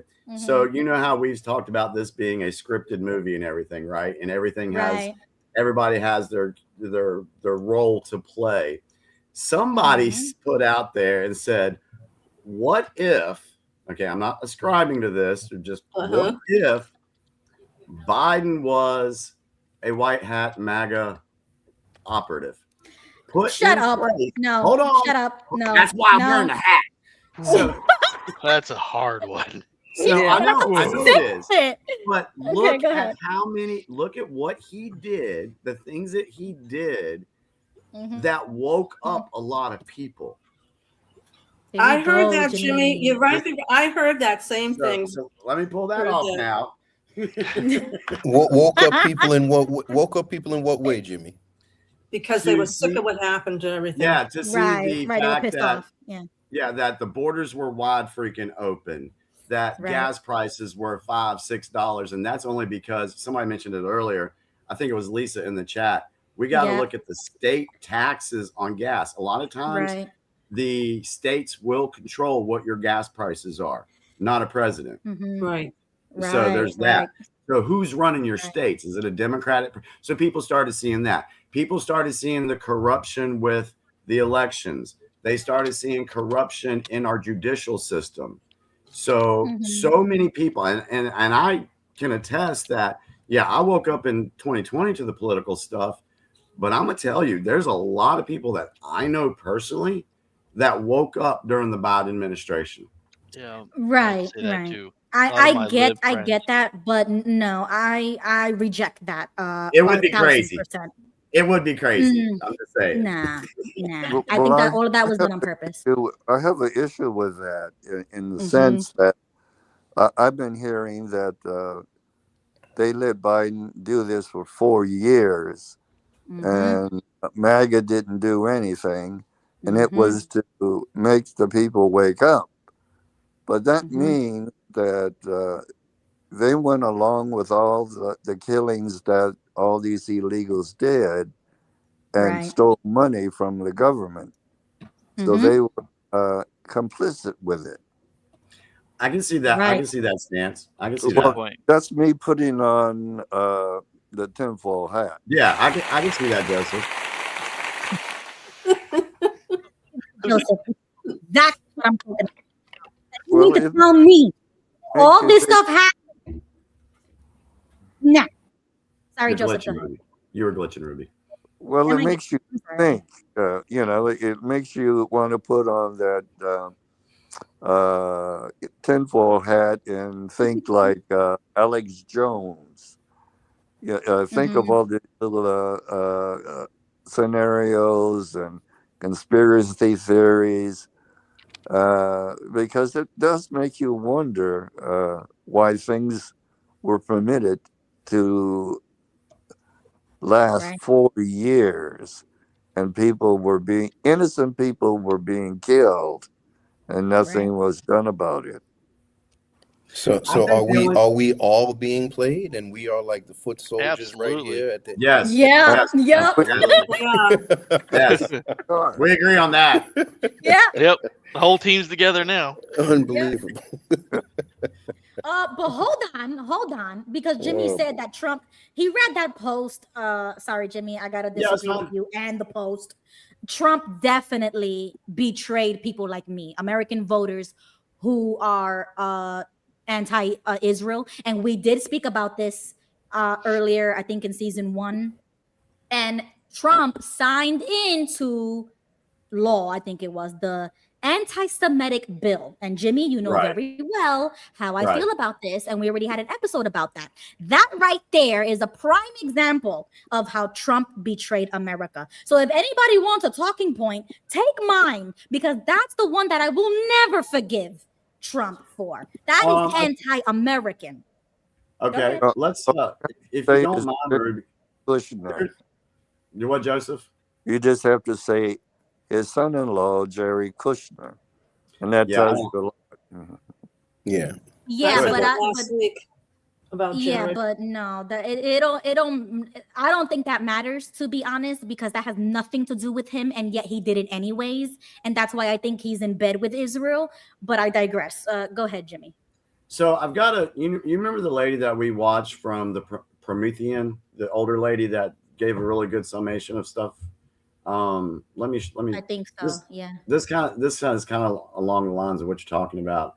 Let me go share screen real quick and let's listen to her, what she says on this topic, and then we can nothing that anybody says can change the fact that it is anti-constitutional. It's against the Constitution. We got freedom of speech. What you talking about that we can't be anti-Semitic or talk about Israel? There's nothing that anybody can say. I agree. This is why I don't like Trump. Like, let's stop with it already. Stop. So do you want to see this or not? Do you not want to see it? Go ahead, because you're gonna show it to me anyway. Go ahead. Share your screen.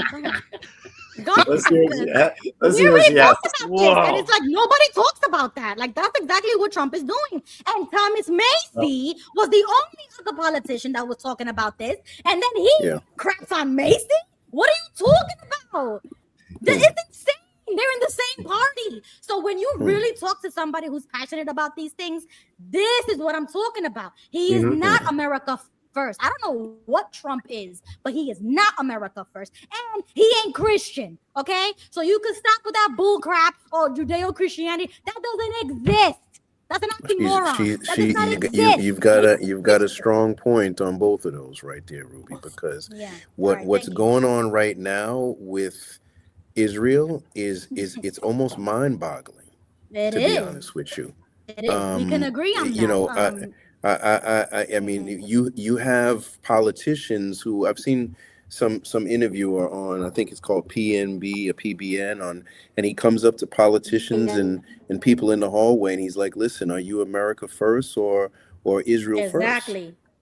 And Thank you. And they're not even answering, and soldiers too.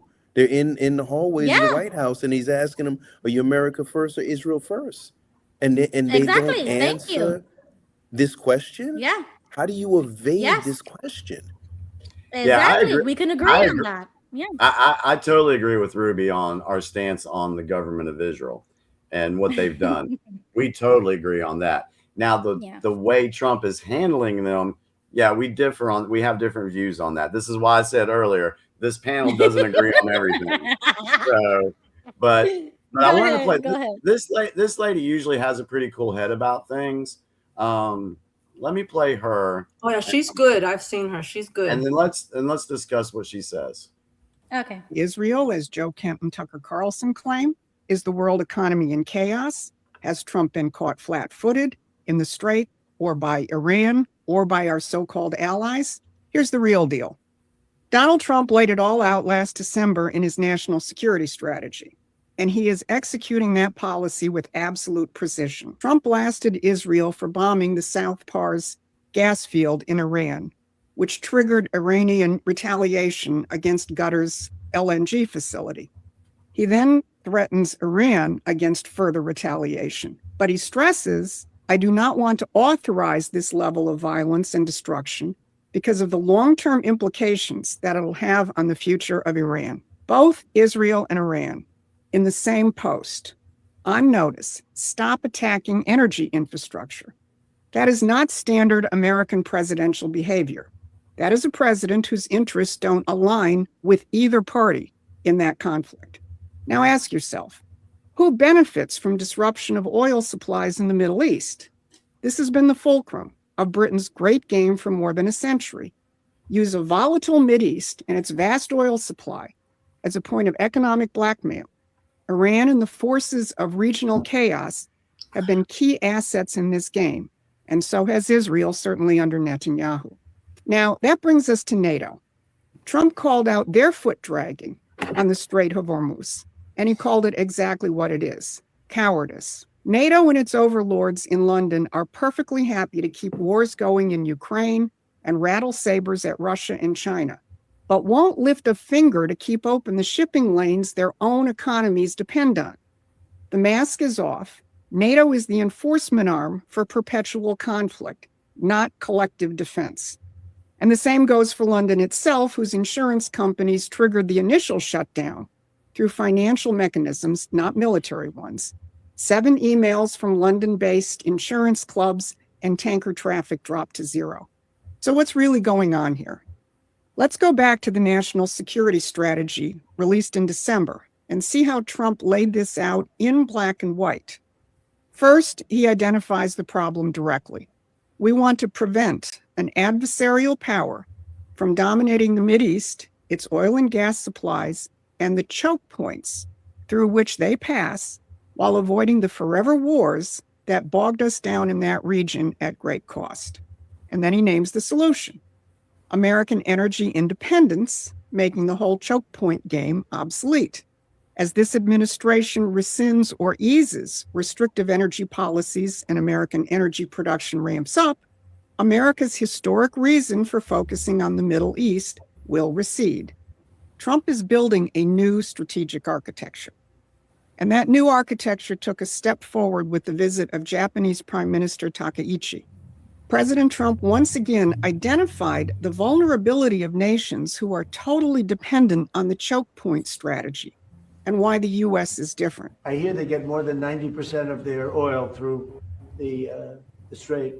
So that's a big reason to step up. We get none, practically. We're less than 1%. He's describing how imperial systems have controlled the world by making nations dependent on key nodes of control, whether geopolitical, like the Strait of Hormuz, or financial. Japan is incredibly dependent on the Strait. Japan needs Hormuz-proof energy. America has Hormuz-proof energy to sell. So look at what the Commerce Department announced: massive Japanese investment totaling over $60 billion in natural gas production in the United States. So Japan is investing in American jobs. America will be producing energy that they can count on. Two sovereign nations making a deal based on their actual interests and not on imposed globalist superstructure. But yesterday's agreement between the United States and Japan is even bigger. Beyond the natural gas investments, Japan will invest $40 billion to build small modular nuclear reactors on American soil. Think about that. The empire hasn't only controlled nations through geographical and financial chokeholds. The green ideology throttled mankind's development of nuclear power, keeping the world reliant on foreign fossil fuels, or worse, medieval technologies like solar and wind. And now that chokehold is being broken too. And there's more. Cooperation on deep-sea critical minerals that could, by some estimates, meet centuries of industrial demand, breaking the rare earth chokehold in a single bilateral deal. This is what the national security strategy means in practice. Not managing the choke points, replacing them, breaking them. Nation by nation, deal by deal, technology by technology. Now the empire sees it. That's why NATO and Lloyd's of London and Israel don't want economic stability in the Mideast. The empire understands exactly what Trump is doing, and they're fighting for their survival. But this week, in the same 72 hours, Trump showed you both sides of that fight simultaneously. Trump is not improvising. He wrote it down in December. He named the choke points he was targeting, the alliances he is redefining, and what the alternative looks like. And this week, with two truth posts, one Japan summit and one Axios headline from inside his own administration, he proved he meant every word. So China is building, or not China, I'm sorry. Japan is no longer going by the doctrine of the defense force. So they're now, the first time since World War II, they're physically building an actual army now. And it's not weak. It's state of the art technology. It's our technology, and we're giving it to them. Our jets.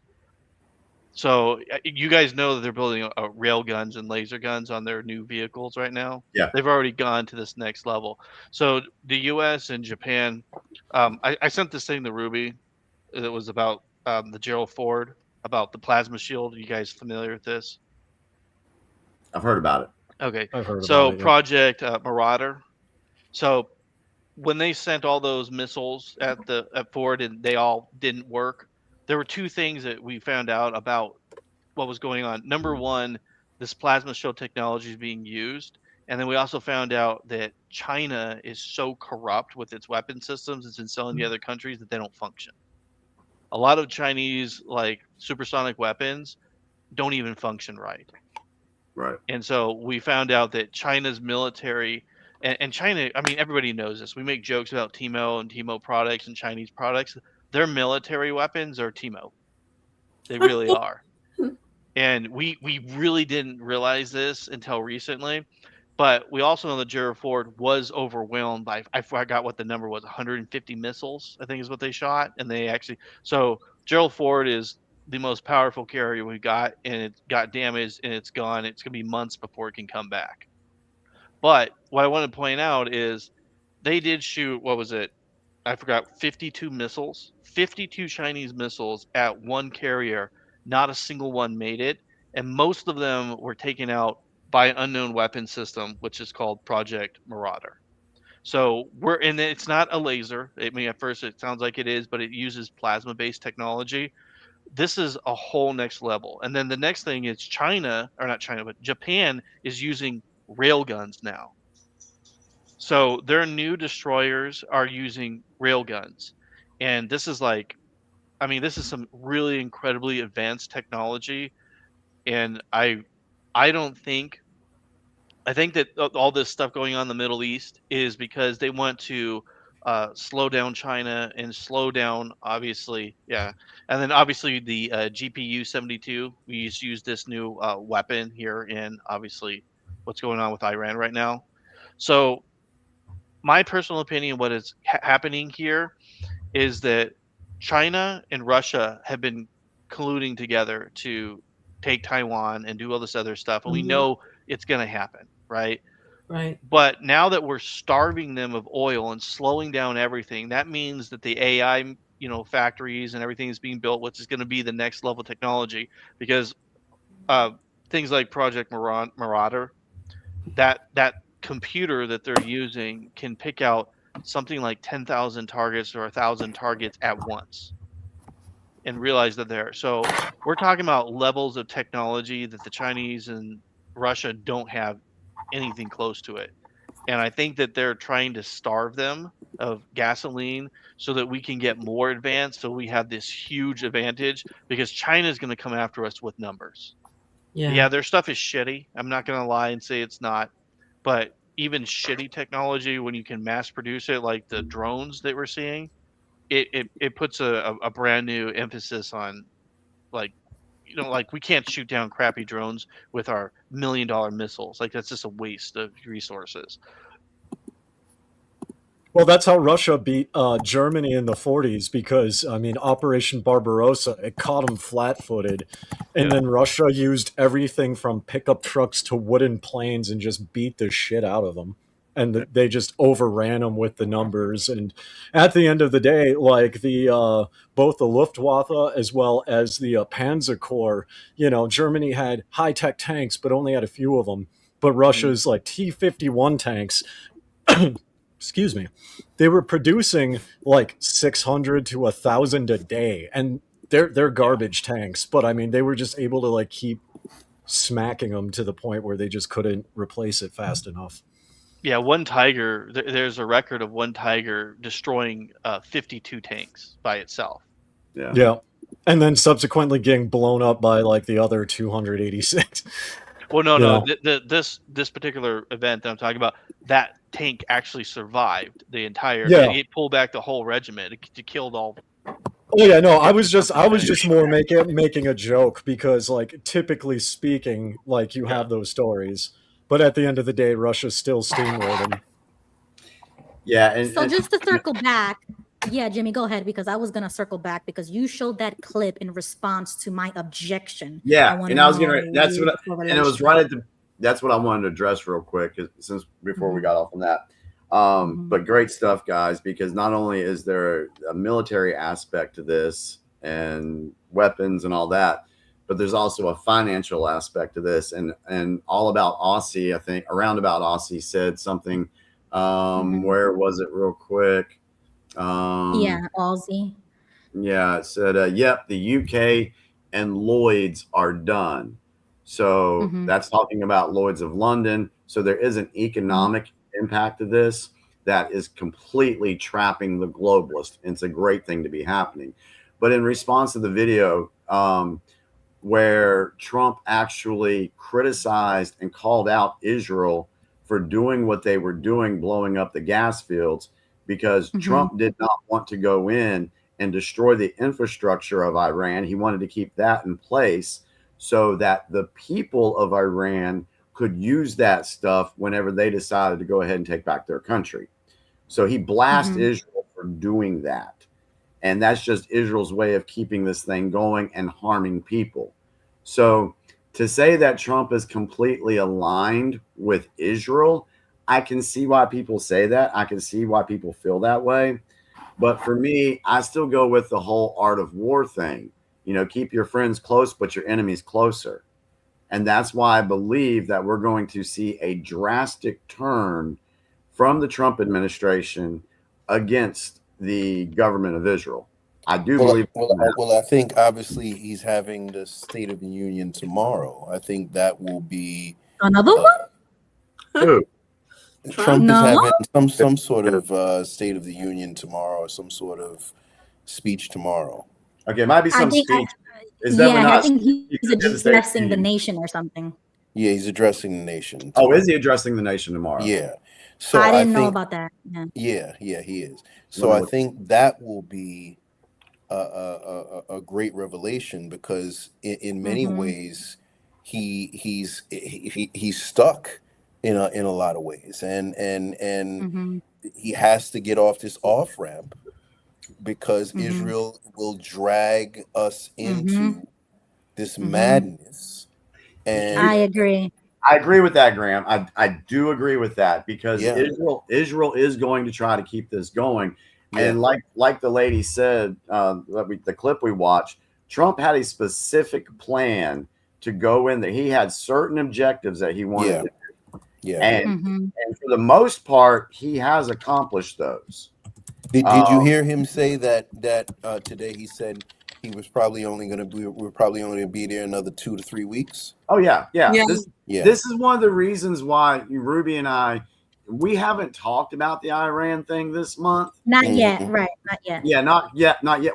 But we haven't talked about it as it's been going on. Yeah. And here's the Mhm. reason why is because instead of going out there on record saying something we didn't know about, we're just letting it play out and we're watching it. We're still paying attention, but we're drawing our own opinions and letting us see how it plays out. And then report on what we saw. Right, but I have to push back on you, Jimmy. Sorry, because regardless go of, ahead.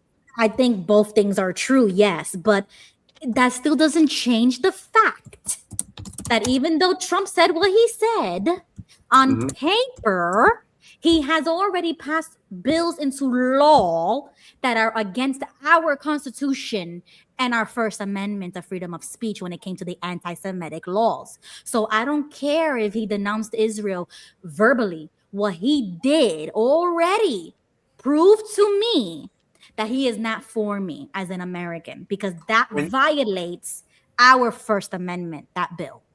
So that bill, okay, so let's put a pin in that because I want to go see this bill you're referring to. Because I have not known Trump to actually purposely do anything that is unconstitutional. But we did this live, Jimmy. We did this in season 1. I brought it up. We did this live. I shared my screen. We talked about the anti-Semitic law, and we did agree on that point.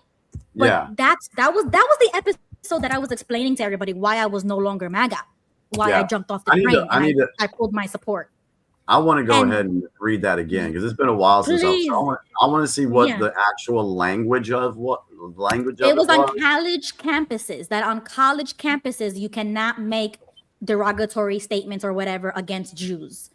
And I said in response, I don't care where you are. If you are in the United States of America, you could say whatever the hell you want about any race or group of people because we have freedom of speech and there is no such thing as hate speech laws. And we discussed this in season 1. So I just want to remind everybody that despite whatever you think it is that Trump is doing, I understand why we are allies with it. I get it. But that doesn't mean you as a president sign anti-Semitic laws into our country, our laws, because you're trying to pacify the Jews. Okay, that's when you single out one group in this country and say, okay, this group of people has more privileges. You can't talk bad about the Jews on college campuses or else you get kicked out or suspended. And you put that into law. It's a different story if the college itself has a regulation and they suspend you. But to put that into law is what I'm talking about. Is not America first. Go ahead. Let me do some research. Let me look into that, and I'll get back to you. You do this that. law you're talking The about. preceding comment by Ruby was brought to you by breathing. Breathing. Try it sometime. No, you just So get me this law that was heated. passed, does Go it say ahead. that you can't say anything about Jews, or does it say you can't threaten to harm them? You can't. You basically cannot talk Because I thought that it was You cannot mock threaten them. them. with Jews. They call it It's- anti-Semitism. Yeah, and it's the same thing with like America's, I forget what it's called, but it's basically like an anti-divesting law where like American companies cannot legally choose to divest from Israel. Okay, That so is an actual thing. this one specifically, I do remember it was about college campuses because they were suspending kids and kicking them out because they were being quote unquote anti-Semitic, and that's a very broad term because, like in my intro song, if I say Christ is King, that's anti-Semitic to these people. What are you talking about? And this is why I tell you that Trump is not Christian. Okay, he's not a true Christian at all. Did No, anybody he's not. see what He's Israel not did Christian. recently? He's not Christian at all. He's not Christian. Yeah, Yes. they're going to. I don't Did think. you I guys don't think know? he's anything, to be honest with you. Right. I He's agree. a businessman. He's going to go where the money is. No, Yeah. he's a Mason. But I mean, did you guys hear? So Israel came out with this thing, and you can look it up. Not just it's starting with Iran, but it probably goes somewhere else. But basically, there was a woman in the Israeli government saying that every, like Iranians who do the ha-ha reaction of Israeli deaths will be found and prosecuted according to Israeli law. Did you guys see that floating on Facebook? Yeah. I don't have Facebook. This is why I think the artist was right all along, and I'll just leave it at that. Okay, so hold on. Any Christians in the chat, let me know if you've seen this. But did you guys not see this past week when they were doing Palm Sunday that Israel barred Christians from going and doing the annual? Well, they barred everybody. Yeah, they barred everybody. Yeah. That's for safety. Great. Yeah. Right. Well, Schaefer. yeah. We know they're very nasty to Christians. Thank you. I love Ruby. And as a Christian nation, let's remember, everybody, as a Christian nation, why are we allies with with a country that treats Christians like this? Yeah. I'll wait for right. an answer. You're But right. this is why I don't support Trump. And I'll leave it at that. And Well, anybody, go ahead, jump in. What I almost feel like like somebody did mention Jared, because his daughter is also, she converted to Judaism as well, and I almost feel like he found some, and Bibi did a good job of working him. I mean, he was in Washington every other week. Yeah. And he did a good job of really working him. Then he surrounded himself with a bunch of, high-powered billionaire Jewish people as well. So he literally backed himself in a corner to have no choice between Miriam Henderson, whatever her name is, and Mark Levin, and all of these other people. Okay, Graham, I agree with you, but I'll give credit where credit is due. Trump did say, and I read a quote, that he did say that when Ivanka was dating him, that he told Ivanka, well, why doesn't he convert to Christianity rather than you converting to Judaism? And I totally agree. So I'll give Trump that much credit. But Ruby, I just want to, there's been several times that Trump has referenced Jesus. Yes. In many of his speeches, he said, he would tell a story at one point that somebody said, hey, do you realize you're the most famous man in the world? And he said, no, I'm not. And he's like, what are you talking about? Who's more famous than you? He said, that man up there. So Jimmy, he's made politicians say this all the time. That doesn't make him anything. I don't care what he says. I'm a Hindu and I say that. Like, I'm a Hindu and I reference Jesus. Like, Dave could say that. And he's a freaking Hindu. Like, policies is what matters. But let me say, can you blame him? To be honest with you, that he doesn't believe in anything, because what we've seen over what we've seen, and especially Ruby, us having that in common, what we've seen. You could almost really question what if there is, you might believe that there's a creator, but religion is bad. It's really, see, I have to agree with Graham. I just Graham is all over the place tonight. Thank God you joined tonight, Graham, because you got us all over the place, bro. Well, I got heated a couple times. I've been, I was when Ruby, when you first started, I was on, I was rocking with you, and then I just got busy, and I remember you brought some of the gang here too as well, and you guys started rocking, and I just got busy, but I bumped into tonight, and I'm like, you know what, let me jump back on and Wow. throw Thank some you love. for You know what I coming. mean? Well, see, I like the fact that Graham came on here tonight, because this is Yeah. what we want to show people. We want to show there's 7 people on stage right now, and we all have different views about things. But Right. yet, look, we are able to conduct a conversation and show respect to one another. Yeah. Do we get heated? Yeah, of course. We're passionate about Definitely. what we believe in. And Yeah. so, but this is a good example of how you can have conversations with people that have different viewpoints than you by listening to what they say and then responding accordingly with respect. So, Well, and I think if you do have that respect, I think even if you disagree, it's around how do we kind of agree? You know what I'm saying? I mean, where's that? So when I see people like Lindsey Graham, who is literally like, man, send our kids, to Israel. No, I hate Lindsey Graham. Hell no. It's like He's in Disney this is World what right we're now. doing. And the foot soldiers are fighting amongst each other, and the Lindsey Grahams are out here talking about, he'll do his last dying day. He's fighting for Israel. He's a warmonger. Oh yeah, That's all he talks Isn't about. he the one that wants us to go on the island and put all our soldiers there? Yeah. Karg Island. Yeah. I was actually talking about that because like Iran, like historically, when it was Persia, has a very long history of waiting for enemy troops to show up at a location and then like dogpiling it and beating the shit out of it, right? Yeah. So I am just waiting for someone like Lindsey Graham or some moron in the military to dump troops on Karg Island, because then Iran is just going to bomb its own refinery.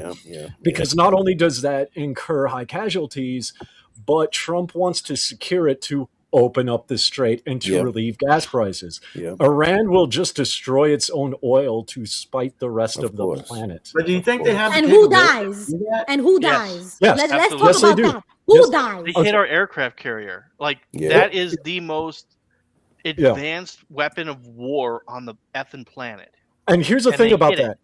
Not only to Beau's point, but we're talking about a stationary building full of flammable liquids getting hit by a Shaheed missile that cost $20 to make. It wouldn't take much to do that. No, and Like- the strait has been open, and I saw today ships are going through there left and right, but the Chinese, which I'm sure the F-17 guys. That's all they're going to use. Yeah, I want to address a comment real quick around about Aussie, where she said, or I'm assuming it's a she. I don't know. Forgive me. I'm sorry. Yeah, I don't know either. Sorry.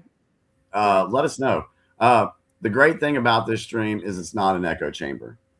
Definitely not. And I want to say thank you so much for saying that, because we get a lot of flack from people of a particular community saying that we are in an echo chamber. That's because they don't watch us, Jimmy. They don't watch us. So that's why I want to say thank you, Aussie, for saying that. Well, I was a little apprehensive at first because I haven't watched you guys in a while, so I was kind of like. But you a real man, because you came up here and spoke to me directly. You see, I told Ron Pomo you ain't a man. Okay, I don't like you. I don't like you. Come to me with an argument and entertain you. You see, Graham came up in here and we all disagreed and agreed on certain things. But being a man and come up here and tell me to my face. That's all. Yeah, I mean that's part of why I joined, because I saw people, this kind of just popped up in my feed, right, and I just crashed it. Right. And I remember the first time I was on here, and even in the after show, I'm highly expecting to get more of these questions. But it's I'm fully expecting, okay, these guys are conservatives. They're all Christians. I'm a Hindu. And I'm like, you know what? Let's have fun and do this. Because if this is truly a place to disagree, we will disagree. Trying to stir the pot, Dave. I see what you're doing. You tried it. Yeah. So, well, here's the thing. Go ahead. Go I'll ahead. say this on the way out, but I do believe Trump is by far the smartest of anyone even close to being around him. And if he wrote, That's fair. I can agree with. I like that. if he wrote a book on each one of them up there, I can only imagine what he would say, because between Lindsey Graham and Kash Patel and all of these people, he was smart enough to even pull, which is brilliant. Elon Even Musk. his enemies, Marco Rubio. Lindsey Graham. He was smart enough to even pull his enemies. Right. You know So why he pulled Kash Patel, right? no. Why?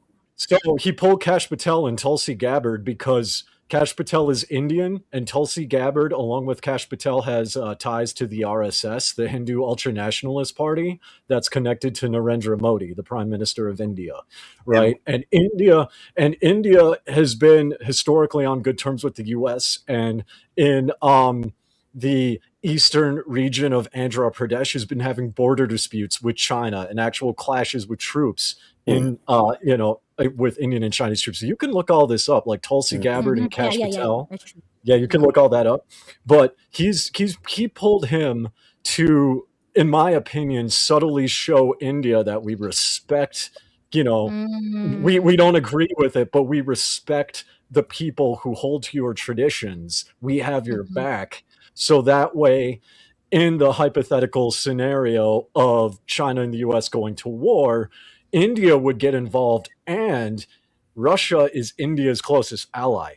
If you look at their interactions historically, whenever India has gone to war, Russia has stayed out of it. Like with Operation Sindoor in Pakistan, Russia stayed out of it 100%. Do you think So they're Russia banking on that. would choose India over China?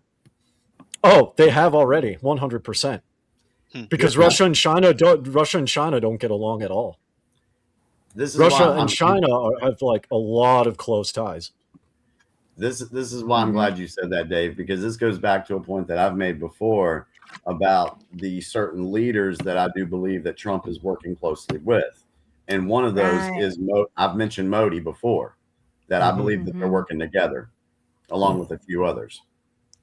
And that's the only reason why I have trust in Trump. So even though I don't like him for certain things, like anti-American things, I still trust him as a president, that he's smart enough to make these connections, just like what Dave said. Go ahead. Well, and the thing is too, if you look back some of the interviews that he's given about in the 80s, the 90s, when it's on the topic of foreign policy, he hasn't changed his views on those. You're right. What he said in the 80s and 90s, he's following through with it as president. Yeah. That's pretty cool. And you also look at the dynamic of like the Middle Eastern influence with like the Islamic invasion. Guess what other country has had a long history of fighting Muslims? India, because of the, Mughal invasion. So like it's a literal natural allyship.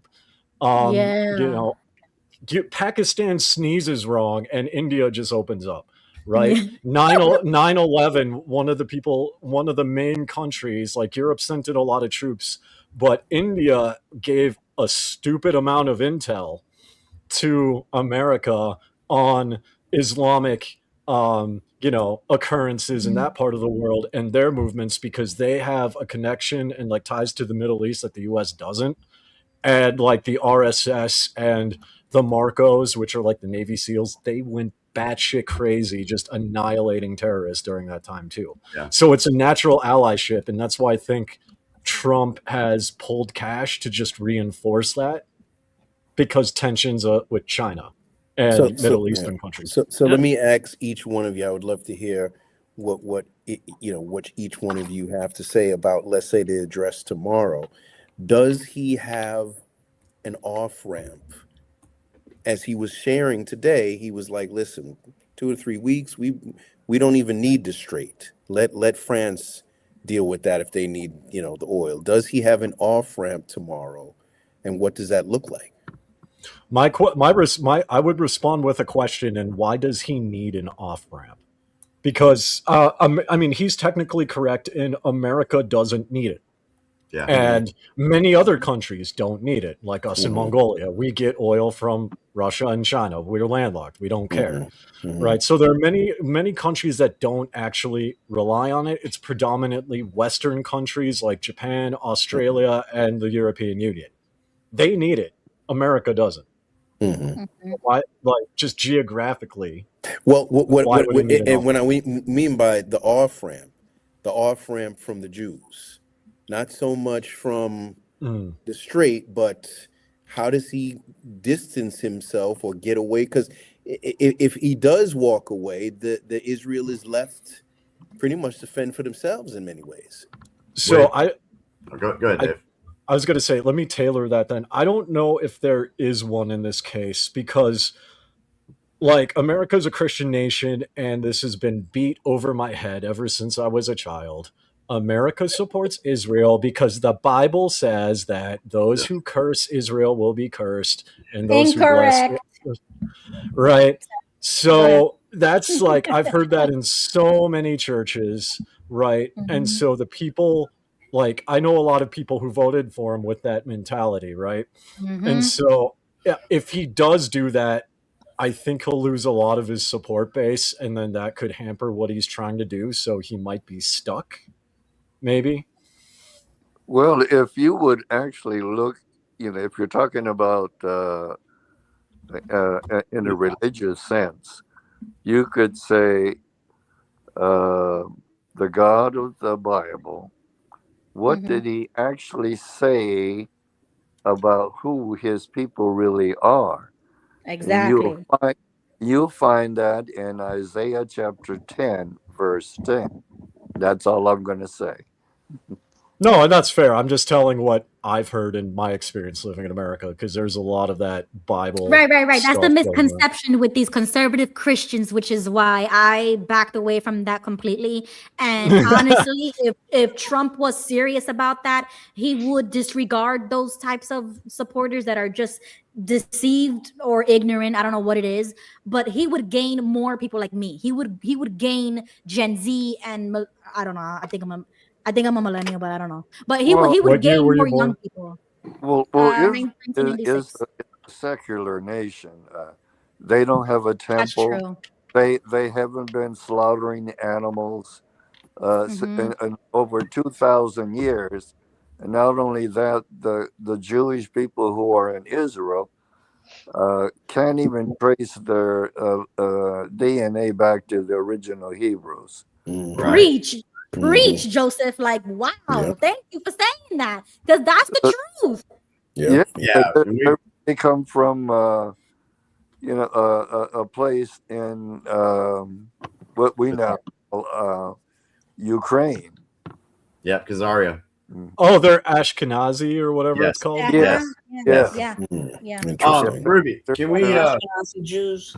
We've talked about the military aspect, the Israeli aspect. I do have a clip from, I got to find out this woman's name, on the financial aspect of this whole thing. And it kind of touches bases with what Roundabout Aussie said a second ago about Lloyd's was done. Would you like me to share that? What time is it? 11:52. Lloyd's Bank. Yeah. So let's for those that don't know, let me hit my screen here. Where's share screen at? Are you guys on particularly on Tuesdays at 9 p.m. Eastern? Okay. Every Tuesday. Unless we have do one this crazy stuff. All right. So let me. I hope this is the one I'm looking for. So the U.S. engagement with Iran is not exactly playing out as the globalists expected. The cancellation of war risk insurance by the empire's oldest insurance company was supposed to bring shipping to a halt, spike oil prices, and shatter economies.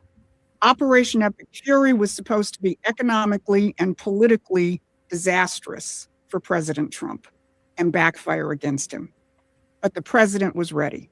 He moved on 3 fronts simultaneously, and Lloyd's never recovered. First, he announced that the Development Finance Corporation would step in with political risk insurance. Lloyd's had pulled coverage. Washington replaced it within days. Second, he announced the Navy was on notice to protect shipping in the Strait as needed. And third, this is the move that tells you everything about how differently this president thinks. Trump lifted some sanctions on Russian oil. Not only that, he got on the phone with Typing. So let's put this all in context. Last week, Donald Trump branded Britain as our former closest ally, the same Great Britain which has led the charge to sanction Russia and keep the Ukraine war going, and the same country which is home to Lloyd's of London, which just tried to strangle world oil supply. So instead, Trump turns to Russia to get oil moving and chats up Putin for an hour.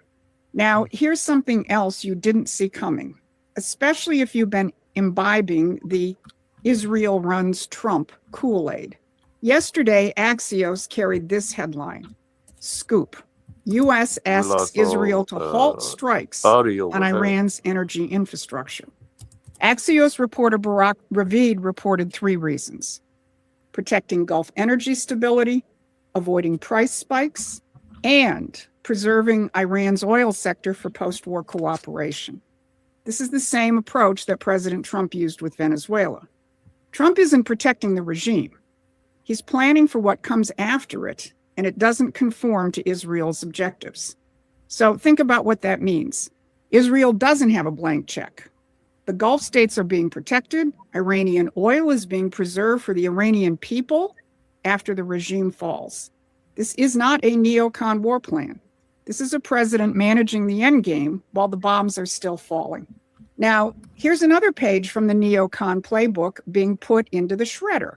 The page about how Trump's Iran moves are aimed at China. We're in a very good position, but very unfair to other parts of the world, like China as an example. I mean, we're doing this for the other parts of the world, including countries like China. They get a lot of their oil through the straits. So we're doing this. We have a very good relationship with President Xi in China. I'm going there in a short period of time, and we're protecting the world from what these lunatics are trying to do, and very successfully. So line it all up. Trump called Lloyd's bluff and called Britain our former ally. Then he eases sanctions on Russian oil and calls Putin. And he says he's doing it for China and the rest of the world. No wonder heads are exploding in think tanks in London and Washington. This is the real story, not the missile strikes or the carrier movements or the panic market headlines, but the strategic landscape being remade in real time. And this is what Promethean Action covers every day. So head on over to our website and sign up for our free newsletter. Okay, so do you guys mind if I say something? No, go right ahead. No, go ahead. Yeah, Okay. So one of the things about what's going on is, okay, we constantly hear about how China is going to take Taiwan, right? And the U.S. will never let that happen. And we also don't want the oil to stop because Taiwan is obviously dependent on that oil. Taiwan makes all our sophisticated chips. All our super powerful weapons that put us above everyone else, they're coming from Taiwan. We don't make them here in the U.S. I have a friend who works microchips, so just so you guys know, none of them are made here. Very, very few of them. Almost all of it is done over in Taiwan. The U.S. will be crippled with our advanced technology if they take that out. That is why I think we might be stuck there longer than is expected, depending on what circumstances go on. So I know everything he did and prepared for was for that one reason. You remember, without those chips, those weapons are pieces of shit. Right. Mm-hmm. Didn't Nancy Pelosi go there and buy a whole bunch of chips herself? Something like that. Yeah, I'm so sure that's that's why why Taiwan has all that long range. So recently they've gotten all those long range missiles, and instead of building like tanks like we do, they're building lots of medium light tanks, preparing for an invasion. Wow. So it's going to be really, really hard for China to take over because they also have advanced drones and advanced water drones. So if China does do what they claim they're going to go do, they're going to be really having a hard time. Like they're not going to be able to overwhelm it like overnight, like, you know, like some people think they are. Taiwan is becoming very hard to take over. They're preparing for it. So I agree with that. Although my point is, I'm curious to see how it plays out because that's what they're doing now, and that's what the situation now with the high tech technology. But like, I actually know some people in China I do some gaming with, and one of the things that their government is very concerned about is the older generation wants to stay free. The younger generation wants to join China. So what they're experiencing issues with, and I've seen some stuff online where it's like the younger you go down, like, you know, start at 50, almost everyone wants to stay free. But when you get down to people my age, 30s, it's like a lot less that want to stay free. You get down to like Gen Z and yeah, Taiwanese. Yep. Taiwanese young people, more and more people are wanting to join China. And so the issue that the government is having to deal with that it doesn't like promote is that the younger generation wants to do like actually join China. So how does the government like prevent that from happening? And China, I don't see because I've been to China several times. I don't see them doing it militaristically. China's approach has always been the long game. That China will say one thing but do another. Historically, even through the dynasties, it's always done the long game before it's actually moved in.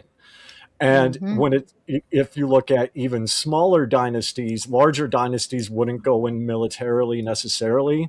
They would wait for time to pass and people to become dissatisfied with the government and welcome them in, and then they would incorporate it into what is now China.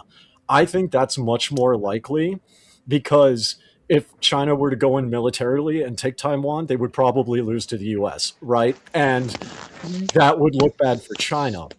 But, you know, 20, 30, 40 years from now, if the majority of young people who grow up and say, we want to join China, and China says, we welcome you to China, but the US would intervene, that makes the US look bad.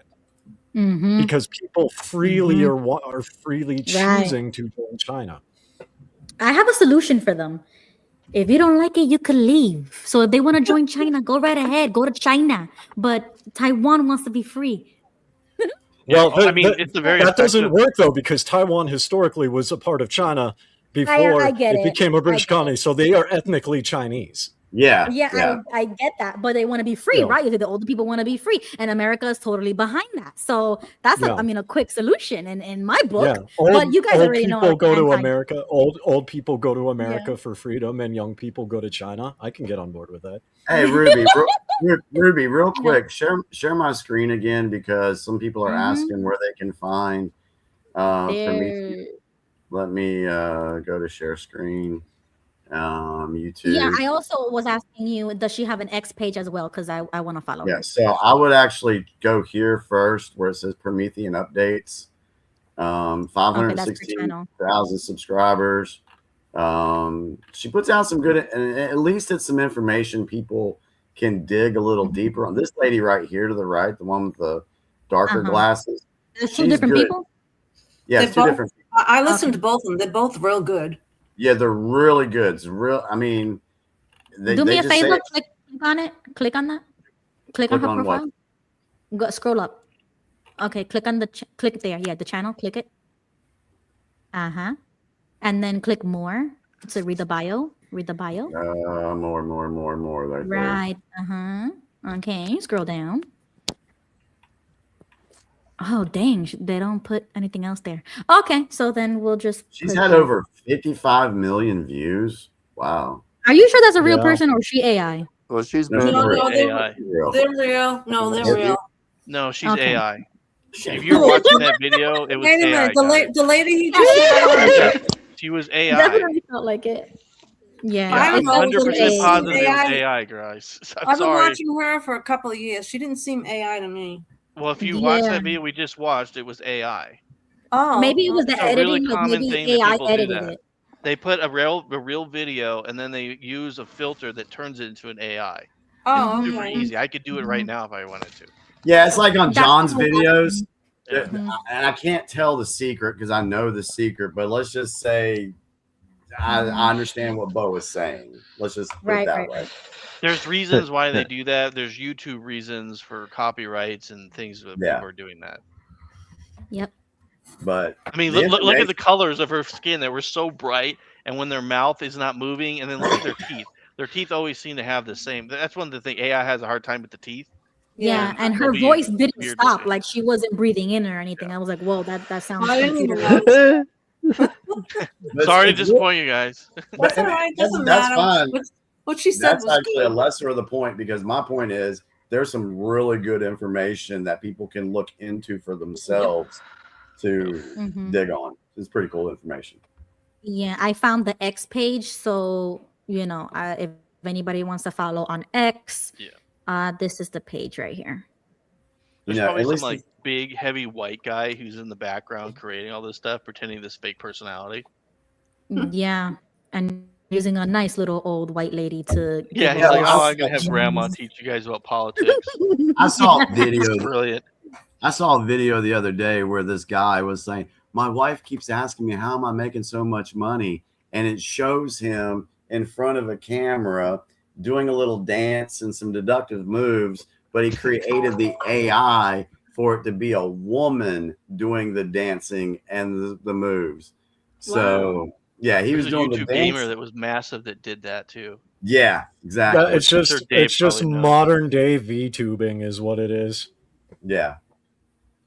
Dallas, you're on the screen. You haven't said anything this evening. What would you like to share for the night's show? Well, you had some great points about that Israel thing about it's. I think it's more about that loyalty to the party, that it's more voting block than anything else. It ain't, and it's a misconception misconception of a scripture right there, that those who bless Israel be blessed, and those who curse Israel be cursed. It's misconception right there. It's talking about the ancient Israel, not this Khazarian state that we're talking about. Right. Right. Yeah. As soon as they My rejected biggest- Jesus, they're not Israel. We're Israel. Christians my are big- Israel. My Go ahead, biggest Dave. thing, and I've always brought this up with Christians, was that whole logic So never they're made a sense part to of me to the begin with. Khazarian mafia. Well, Mhm. it made no sense to me because I would always say, so if we bless Israel, we are blessed. If we curse Israel, we are cursed. I don't give a shit. So what does that mean? Does God just ignore me? Like I don't care. Like, so I'm in neither of these groups. So what happens? doesn't And apply to nobody you. has an answer. Yeah. Yeah. Nobody had an answer. So Yeah, but it's also talking about the afterlife, though. Right. Okay. So you see what I'm 'Cause you saying? have There's free lots of will here, and interpretations. then when you die, then you go to the bad place or the good place, is Mhm. depending on what your behavior was. Mm-hmm. But Right. but right. that You still have yeah. the free will. That's the whole point Sure. of everything is free will. But the point is, you can still go to the good place without blessing Israel. I absolutely can go to heaven without blessing Israel, but Yeah, but they're yeah, trying to use this as a political religious tactic to keep Christians or America in a chokehold when that has nothing to do with what the scripture's talking about. So it's just all political and it's it's all wrong. voting block right there. Voting Yeah, block. it's because people want to believe it out of ignorance or whatever. I don't know what it is, but they want to believe whatever Loyalty they to want. the party. That's it. Yeah. So, anyways, okay. So we're gonna wrap it up because it is midnight. Oh, and Jimmy, we didn't even talk about what you told me on the phone before we came on. You said, yeah. Okay, yeah. So Mhm. yeah, this is very interesting. I was watching some I think it was X28. And so let's do another critical thinking exercise. Remember last week when I think it was last week, we put up the picture, how many cats do you see? Yeah. Oh, yeah. Okay. All right. So I found this to be very interesting. All right. How much money does it cost to run for Congress or Senate? $12. Millions. I guess over $1 billion. Yeah. So these people are going to spend millions and billions of dollars to run for a position in the House of Representatives or in the Senate. How much is the salary for a House of Representative member or a Senate member? At 170. Yep. Yeah, 170, 180. Let's just give them the benefit of the doubt and say it's $200,000. Okay, which it's not, but let's just give them that. Why would someone spend 30, 40, 50 million dollars to run for a job that only pays 200,000? It's not their money. It's what they can make off it's of because being of the in there. it's the data and the access that you get that companies are going to buy afterwards. Okay. What I'm gonna give y'all what they said. What's the chat thing? Y'all keep spitting it out. Why would somebody do that? My answer would be because it's not their money at all. Because So they they're can not spend paying it. out of pocket. They spend it how they want. Okay. Okay, I would say like what Beau said. So it gives them access to power, connections, and they can do all those loopholes that we've talked about in season 1 about the trading and everything, which that should be illegal already. Like I don't know why it's not. Those should be common sense laws. But regardless, they get into office, they betray everybody who voted for them, and they become either an AIPAC Israeli puppet, or they get them enrich themselves. There you go, because Right. they know that there's more money that will go into their pockets through money laundering and giving out favors to the globalists, that it doesn't matter to them about the $200,000 salary. They know there's more money to be made by being a puppet. They're traitors, and that's why they should be eliminated. Traitors. And the funny thing about this is the hypocrisy of America, because America doesn't have corruption and bribery. It just has corporate lobbying, which is the same thing we do here, except we call it bribery. Yeah, exactly. But we know that, though. And we already have laws against this. Laws aren't good if they're don't not have laws enforced. if they're though. not enforced. Yeah. So on a it's funny not note, it was just a thought that I ran. I was like, oh, okay, that's an interesting way to put it. An interesting way of presenting that. And we're the dummies who send them money. That's why I don't send money to any campaign or anything. And I actually talked to them on the phone. And when I did talk to them on the phone, and I said, well, what's your nationality? Where you come from? Oh, I'm Jewish. Hang up. I'm done with it. All right. So we need.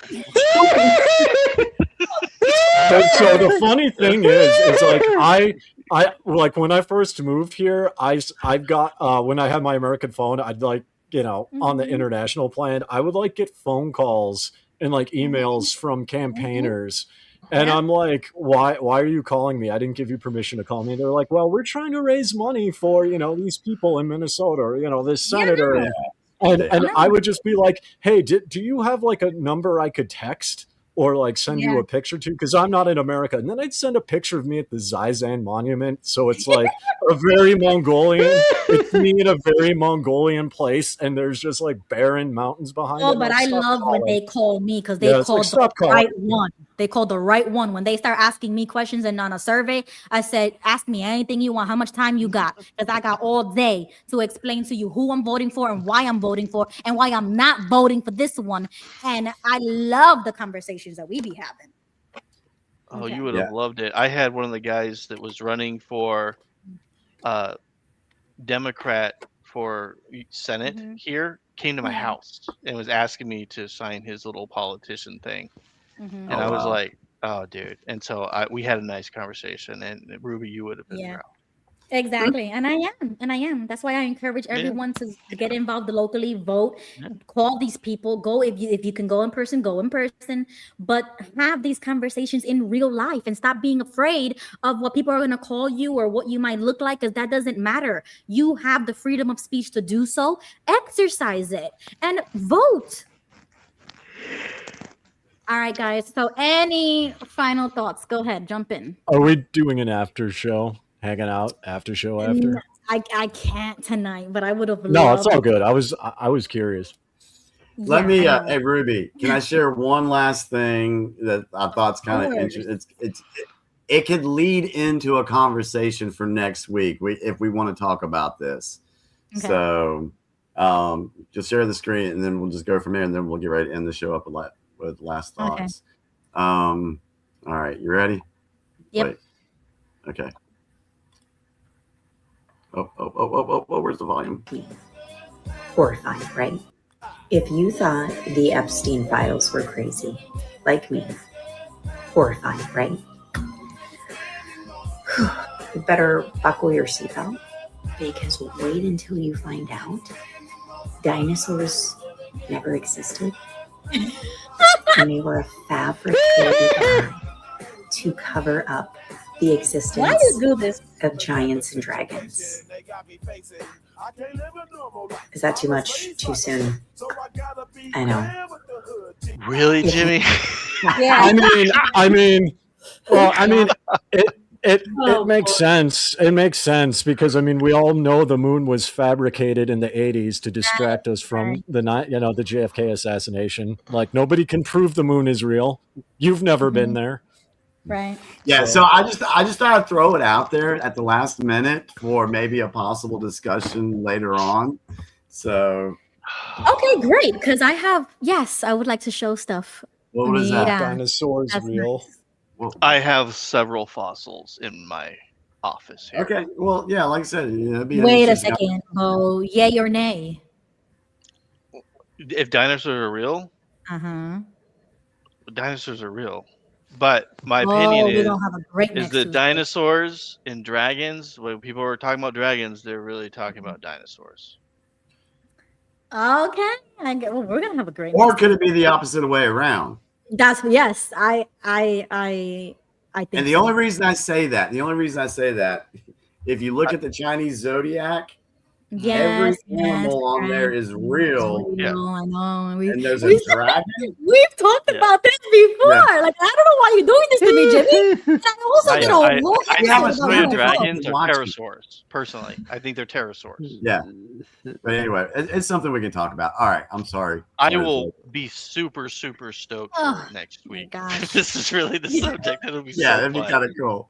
It's gonna be the subject for 10 minutes and I'm putting it to rest. Like it ain't gonna be 2 hours talking about dinosaurs. I'm not doing that. And if anybody remembers, I did the whole UFO episode and I interviewed the flat Earth guy, Oh my Dave. God. So I talked about the Earth being flat. So don't bring me no more subjects like that. I entertained them and I'm good on that. Here's a topic. Here's a topic for next week's show. Is Ruby a robot? Because I have not seen her breathe once this entire episode. Maybe she's on something. No, Dave, I'm just Puerto Rican. That's all. All right. Oh, but Ruby, one thing we have forgotten about, and JG just did bring this up, I know. and we Oh need to my get, gosh, we need to let I- Leonard have, we need to let Leonard Me have too. some moment next week to where he can do his, because he's done some research on that, and we want to did. show him the love and appreciation for what he did, and not ignore, not blow him off. So Leonard, if you're still watching us this evening, Not yet, Leonard. We're we gonna want you to have do to. we'll set some time for you next week to where you can talk about your constitutional review. Definitely. We should do that first and then get into the conspiracy theory about dinosaurs because we could do like 2 amendments every Tuesday until all the amendments are done. So I'll reach out to him, Leonard, if you're still watching, comment in the comment section. Yeah. Because I know like that's exactly what we should be talking about. And honestly, you guys already know, like I'm so for the topic. You know what I'm saying? So Leonard, we got you, Leonard. Don't worry, bro. We got you. Got you next Yeah, Tuesday, think 9 about- p.m. Give Yeah, I about think he's 15 on number 3 and 4 for the Constitution. Yeah, we're up to yeah, 3 and 4. Yeah, 3 and 4. Yep. So we want to show Yep. him that love. All right, Dallas, any last thoughts for this evening? Well, just agree with so much you had to share, and when it's about scriptures being misinterpreted, and that brings out a point, and somebody, and I think, and today March 31st.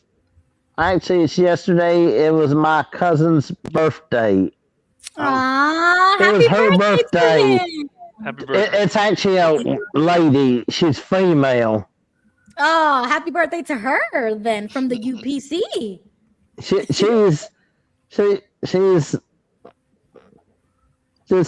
one of the closest ones I got. Nice. But now we live distant from each other now. All right. Well, we appreciate you sharing, Dallas. We appreciate you showing up. And I love so many things you shared tonight.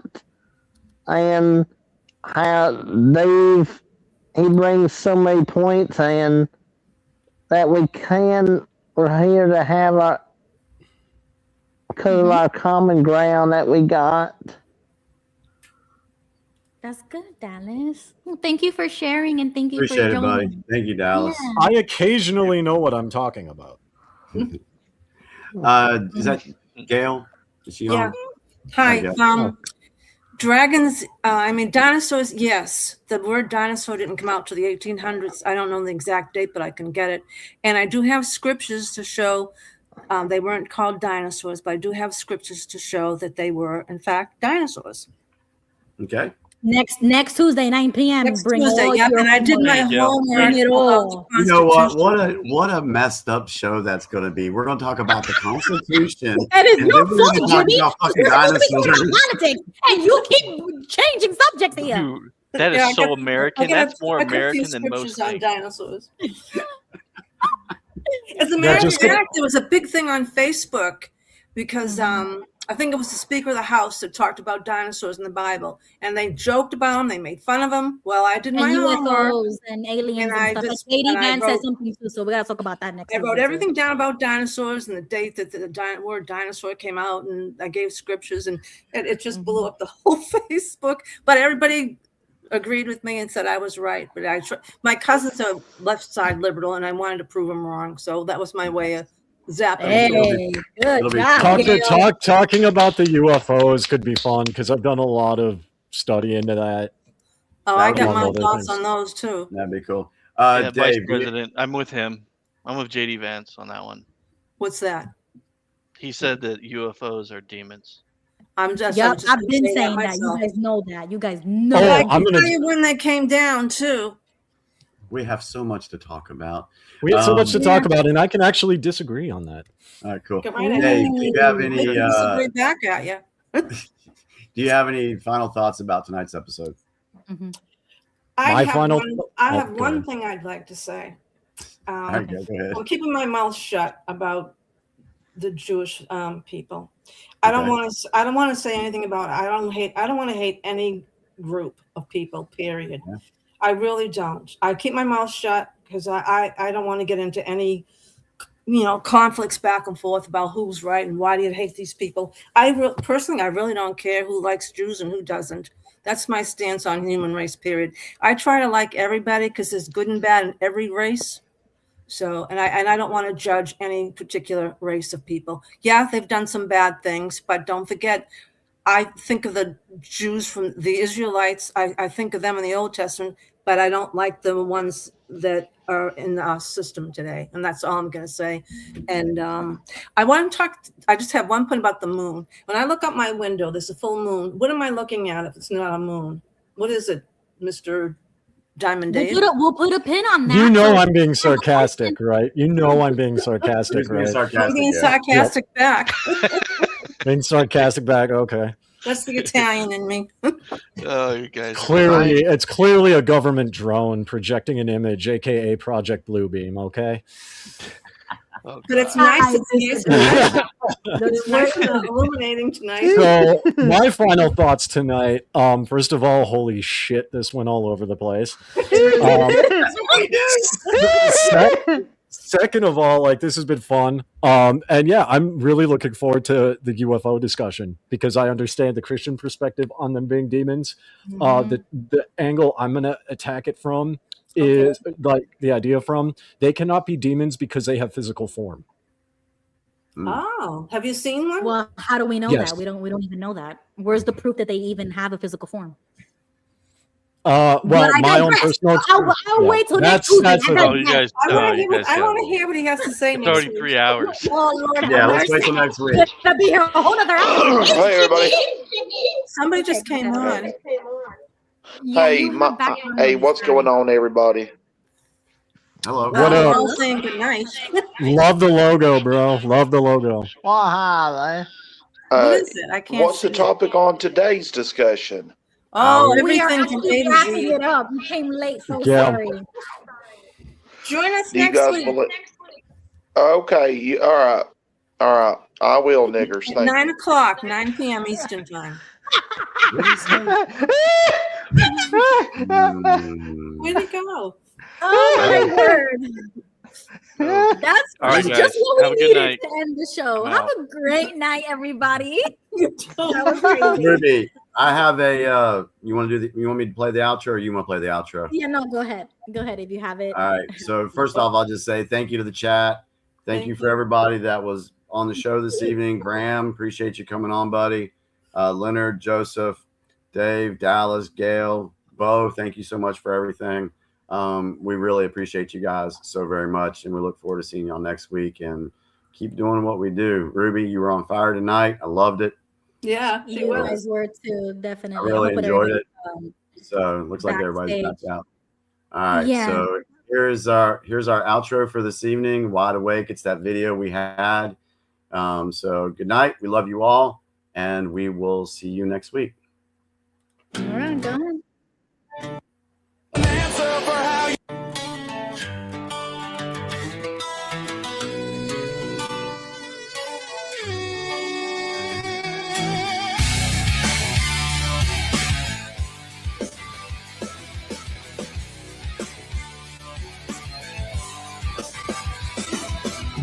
They said I lost my mind, said I was chasing ghosts and shadows.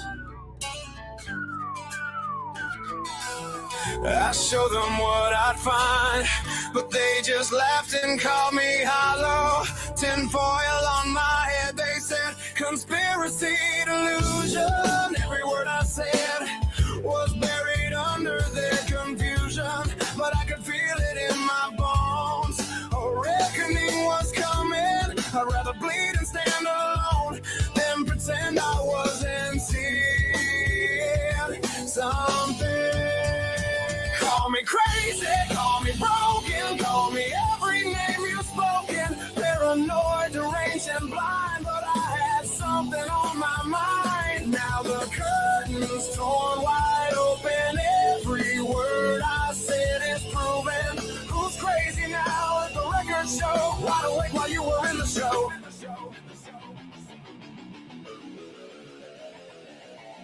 They cost me friends, they cost me sleep. Call me unhinged at the dinner table. They rolled their eyes so goddamn deep. Said I was broken and unstable. Lost my job for speaking out. Got unfriended for the questions. Every time I raised my doubt, they made it therapy, they suggested. But I kept burning through the night, connecting every dot they missed. The only question left was when I left. And now they get this. Call me crazy, call me broken, call me every name you've spoken. Paranoid, deranged, and blind, but I had something on my mind. Now the curtain's torn wide open. Every word I said is proven. Who's crazy now? Let the record show. Wide awake while you were in the show. You call me crazy. You call me lost. You call me lost, but you never counted the cost. Silencing the ones who see before the rest already. You buried us in ridicule, but truth don't shake so easy. Now the world is cracking open, and the shock is written on your face. And I know you want an answer for how you got so taken in this place. Well, I can say I told you so. God knows I've earned the right, but I held this torch for all of us. Not to prove I'm right, but to give you light. I'm not here to burn you down or tell you that you failed me. I know how deep this rabbit hole goes. I know how bad the knows exactly where you're standing, shaking in the story they were handing. So take my hand, I'll walk beside you. There's a way to step outside this. Now you're questioning, now you're